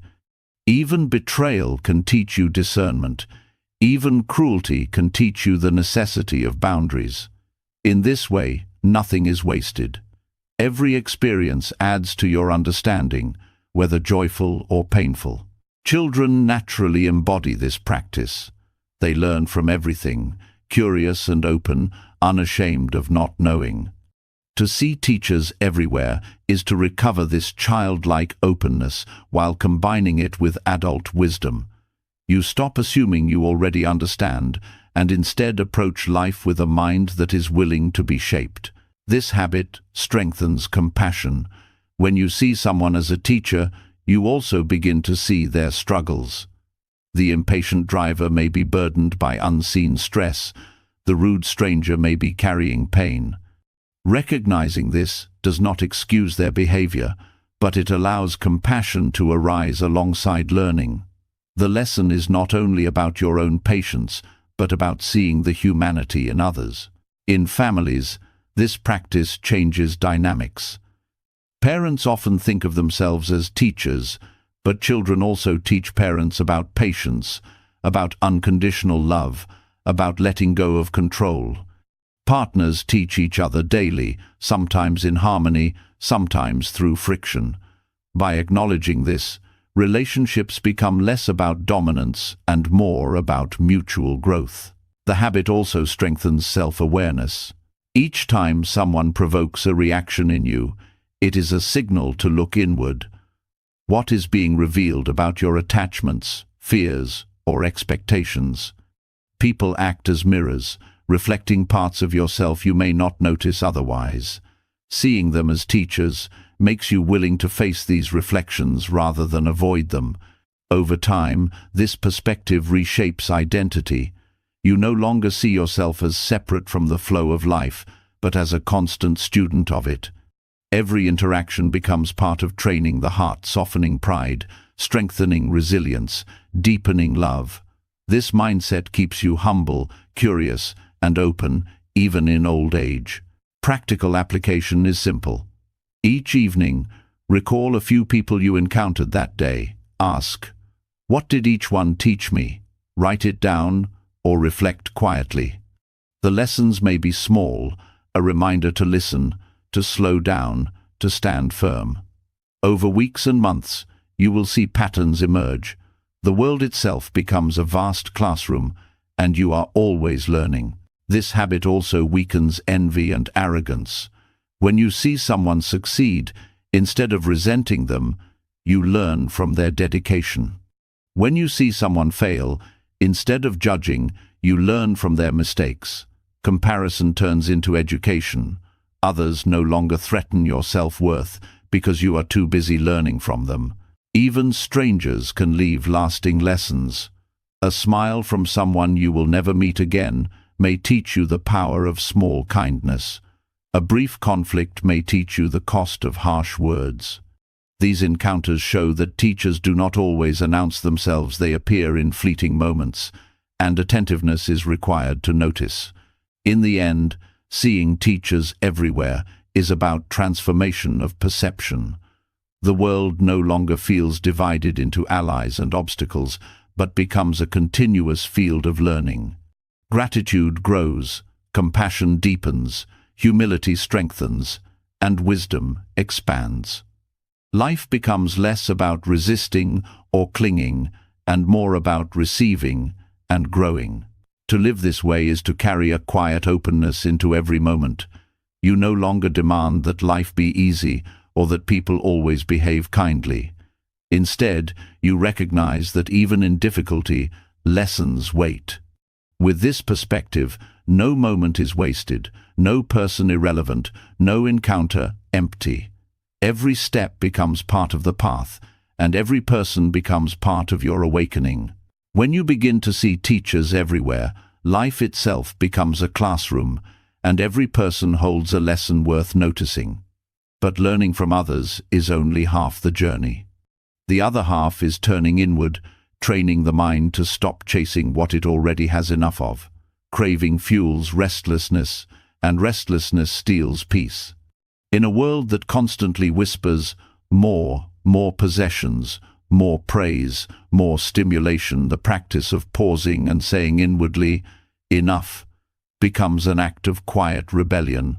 Practicing enoughness in small choices is not about rejecting ambition or refusing joy. It is about recognizing the moment when seeking turns into grasping, when enjoyment tips into craving, when presence is lost to the hunger for more. By pausing mid-scroll, mid-bite, or mid-task to affirm enoughness, you interrupt the endless loop of dissatisfaction and remind yourself that peace is already available here. This habit reconditions the mind. Normally, dopamine drives us forward: one more bite, one more video, one more achievement. But this drive never delivers lasting contentment. Each gain fades quickly, leaving the hunger stronger. Enoughness breaks this cycle. It says, "I have received what I needed from this moment, and I do not need to keep chasing." With repetition, the craving pathways weaken, and the habit of contentment strengthens. Food offers a clear place to practice. Midway through a meal, pause and ask, "Am I nourished? Do I need more, or do I simply want more?" This pause often reveals that the body has had enough, while the mind is pushing for excess.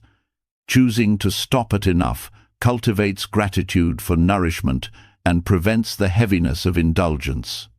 Over time, Eating becomes less about chasing flavor and more about honoring the body's true needs. Scrolling through endless feeds is another opportunity. The mind can fall into hours of consuming information, none of which satisfies. By pausing mid-scroll and saying, "Enough," you break the trance. You remind yourself that no amount of content will bring peace, that clarity comes not from more input, but from presence. Practicing this regularly frees hours of life that would otherwise dissolve into distraction. Work too benefits from this practice. Many people push themselves endlessly, believing one more task, one more hour, one more success will finally secure peace. Yet satisfaction remains elusive. By pausing mid-task and saying, "Enough for now," you create space to rest and return with clarity. Productivity does not decline, it improves, because the mind works best when balanced, not when exhausted. This habit also nurtures gratitude. Each time you stop at enough, you acknowledge the sufficiency of what is present. You recognize that satisfaction does not require excess. Gratitude arises because you are no longer focused on what is missing but on what is already here. This shift dissolves the sense of scarcity that fuels craving. Enoughness also strengthens discipline. Craving is powerful, but discipline grows each time you resist it. By practicing in small choices, you build the strength to apply it in larger areas of life: finances, relationships, ambitions. The mind trained to stop at enough in a meal or a scroll is better prepared to stop at enough when tempted by greed, overwork, or endless consumption. Relationships improve with this practice as well. Many conflicts arise from the belief that others must give us more attention, more affirmation, more agreement. By practicing enoughness, you learn to appreciate what is offered without demanding excess. Relationships become lighter, less strained by unspoken expectations. Gratitude replaces resentment, and connection deepens. The practice also cultivates joy. When you stop at enough, you savor more deeply what you have. The bite of food tastes richer when not drowned by excess. The moment of rest feels fuller when not overshadowed by endless striving.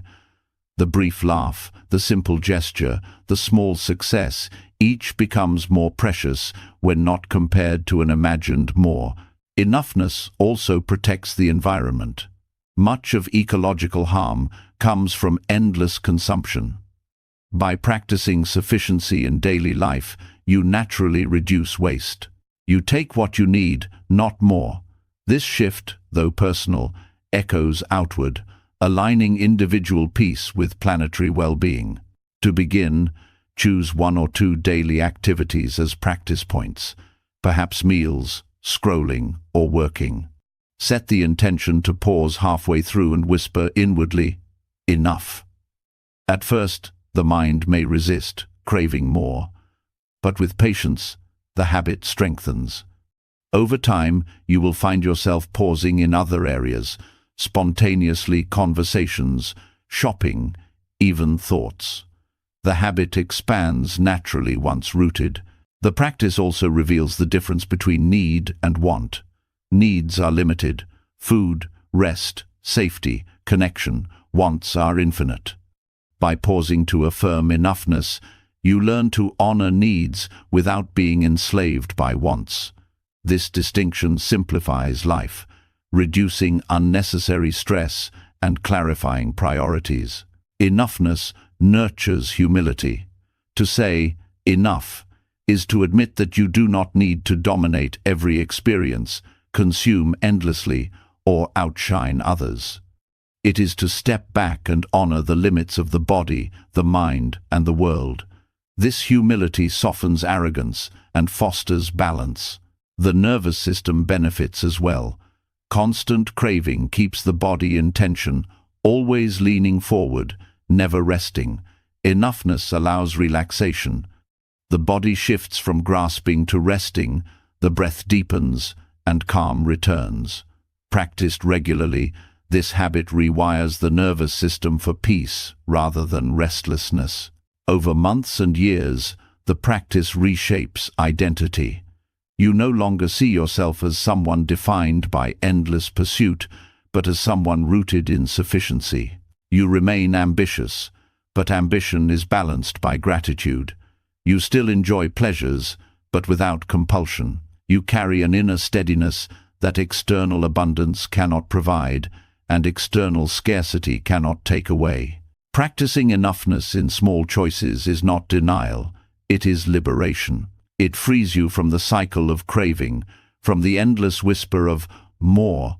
It teaches that peace is not found in the next bite, the next scroll, the next task, but in recognizing the sufficiency of this moment. And when this becomes habit, life itself feels lighter, calmer, and infinitely more abundant. When the mind learns the practice of enoughness, craving loosens its grip and the heart rests in sufficiency. Yet even with this discipline, there remain moments that test peace most sharply, moments of conflict. A single harsh word, a raised tone, a disagreement that strikes deep can unravel calm in seconds. In such moments, the practice is not about stopping desire, but about stopping reaction. The simplest tool, always available, is the breath. By committing to one conscious inhale and exhale before replying in tense conversations, you anchor yourself in awareness and open the door for wisdom to enter, where impulse once ruled. Conflict often escalates, not because of the first word spoken, but because of the second, the third, the chain of replies that build without pause. Each reaction sharpens the fire, each comeback adds fuel. Breath interrupts this chain. A single moment of awareness drawing air into the lungs, feeling it expand, releasing it slowly creates space, and in that space, the mind sees choices. You are no longer dragged by instinct. You are guided by presence. The habit may appear too small to matter, but its strength lies in its simplicity. The nervous system reacts quickly in conflict, sending the body into fight or flight. Breath slows this cascade. Inhaling fully signals safety to the body, releasing tension in muscles and calming the racing heart. Exhaling slowly grounds the mind, shifting it from reactivity to balance.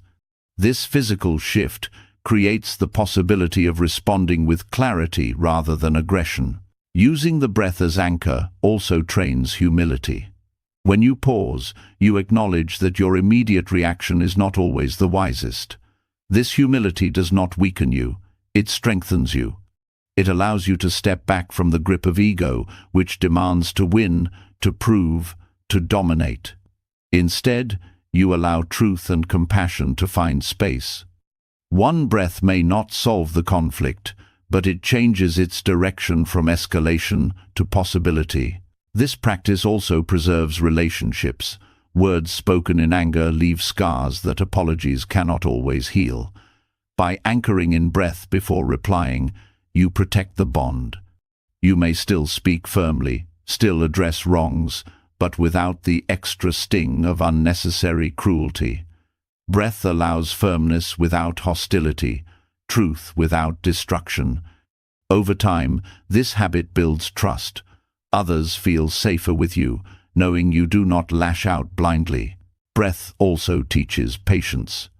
In conflict, urgency presses hard the demand to reply, to defend, to strike back. But a conscious breath reminds you that not everything needs to be answered immediately. Often silence, even brief, allows tension to soften. Patience enters where haste once reigned, and with patience, wisdom has a chance to emerge. This habit is not limited to spoken conflict. It applies equally to written words, emails, messages, posts. Before sending, pause for one breath. That breath may save you from regret, from words that cannot be unsent. It may reveal that silence is stronger than reply. It may show you a kinder phrasing, a more truthful expression. In this way, the breath becomes a filter, protecting both you and others from harm. Practicing this daily builds resilience. At first, you may forget, swept away by the heat of emotion. But each time you remember, the habit strengthens. Eventually, the body itself begins to pause naturally, as if breath has become a shield. Conflict still arises, but it no longer controls you. The difference is not that life becomes free of tension, but that you remain free within it. This practice also deepens self-awareness. Conflict often reveals hidden wounds, old fears, pride, insecurities. By pausing with breath, you notice these triggers rather than acting from them unconsciously. You see where the reaction truly comes from, and in seeing, you have the chance to heal. The breath is both anchor and mirror, steadying you while showing you what lies beneath. In families, this habit transforms dynamics. Parents who pause before reacting to children's misbehavior respond with guidance rather than rage. Partners who breathe before replying prevent arguments from spiraling into harm. Even among siblings or friends, the breath cools fire before it spreads. The effect ripples outward, creating homes and communities where conflict no longer means destruction. Breath as anchor also nourishes compassion. In the pause, you not only calm yourself but also see the other more clearly. Behind their harsh words may be fear, pain, or confusion. By breathing first, you give yourself the space to notice this.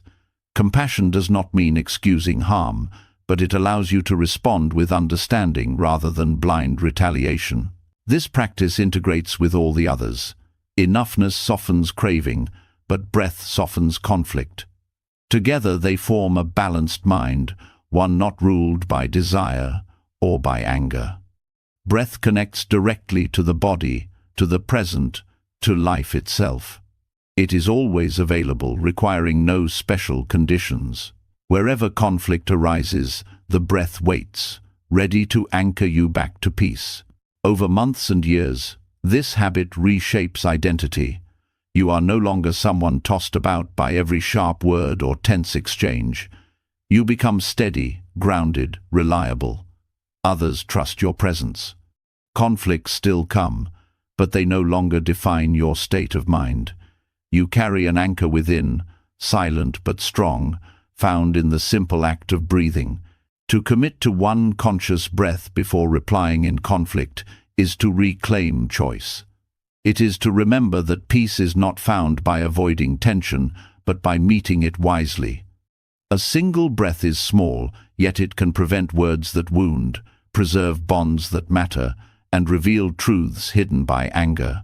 With practice, this habit becomes natural, and conflict, instead of being a source of endless suffering, becomes a training ground for strength, patience, and compassion.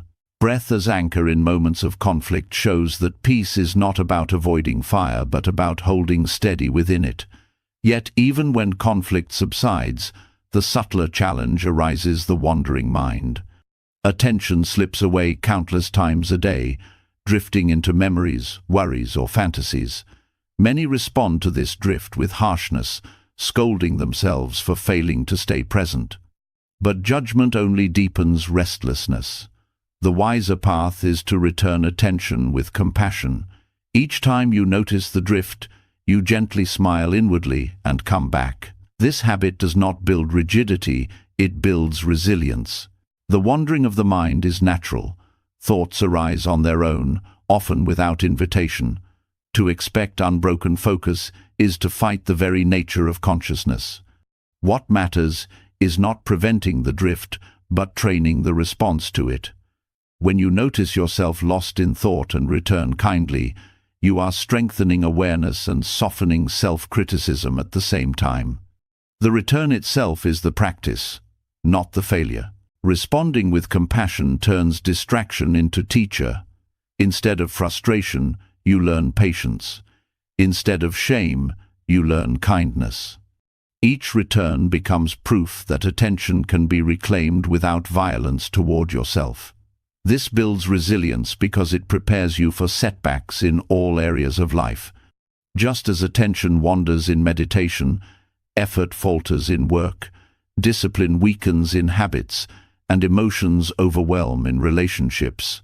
In each case, the real power lies not in never drifting, but in always returning gently. This approach also heals the tendency toward perfectionism. Many people approach mindfulness as a test of control, believing success means constant focus. When they inevitably drift, they judge themselves as weak or incapable. But by practicing compassionate return, you release this illusion. You understand that perfection is not the goal, presence island, and presence is renewed with every gentle return, no matter how many times it is needed. Returning attention with kindness also shifts the nervous system. Judgment tightens the body, creating tension and anxiety. Compassion relaxes it, creating safety. When you smile inwardly at your own wandering, the body softens, the breath steadies, and attention naturally returns. Over time, the nervous system learns that presence is not linked to punishment, but to kindness, making it easier to sustain. The practice also deepens self-knowledge. By observing where the mind drifts, you see your hidden concerns and desires. Without judgment, these patterns become information rather than sources of shame. You may notice a recurring worry, an unresolved memory, or a longing. Returning compassionately allows you to acknowledge these patterns without being enslaved by them. Awareness grows without harshness. Compassionate return also nurtures humility. It reminds you that the mind is not fully under your command, that wandering is part of being human. Instead of trying to dominate thought, you learn to guide it with patience. This humility builds gentleness, both toward yourself and toward others. If you can forgive your own mind for wandering, you can forgive others for their stumbles. This habit reshapes discipline. Many believe discipline means harshness, but true discipline is consistency without cruelty. Returning attention with compassion teaches this. You still train the mind, but without punishment. You become firm, yet gentle, steady, yet kind. This form of discipline lasts longer because it does not exhaust the spirit. In relationships, this practice reduces harshness.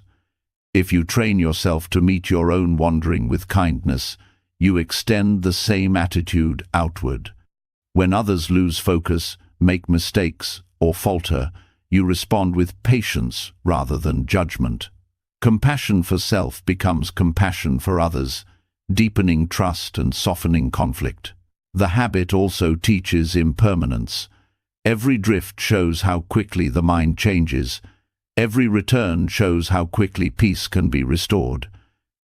You begin to see that distraction is not permanent, and neither is focus. Both come and go, like waves. This awareness makes you less anxious about losing attention, because you know you can always return. Practical steps are simple. In meditation, when you notice the mind wandering, gently acknowledge it thinking, drifting, worrying. Then smile inwardly and return to breath, body, or sound. Do not scold or strain. Treat it as if you were guiding a child gently by the hand, not dragging them harshly. With repetition, this response becomes instinctive.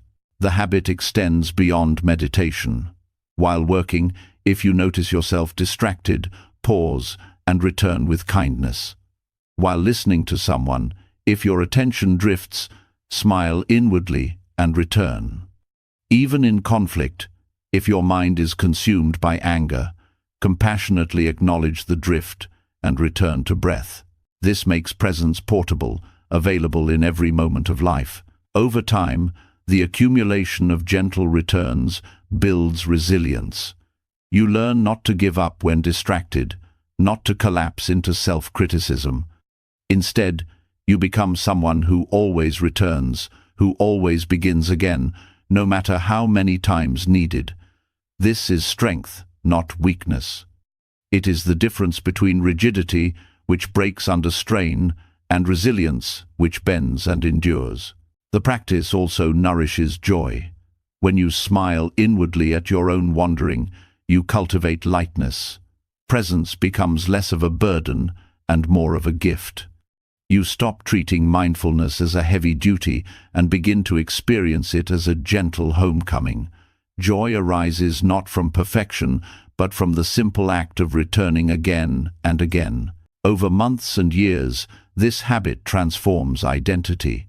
You stop seeing yourself as someone who constantly fails at mindfulness and start seeing yourself as someone who continuously returns.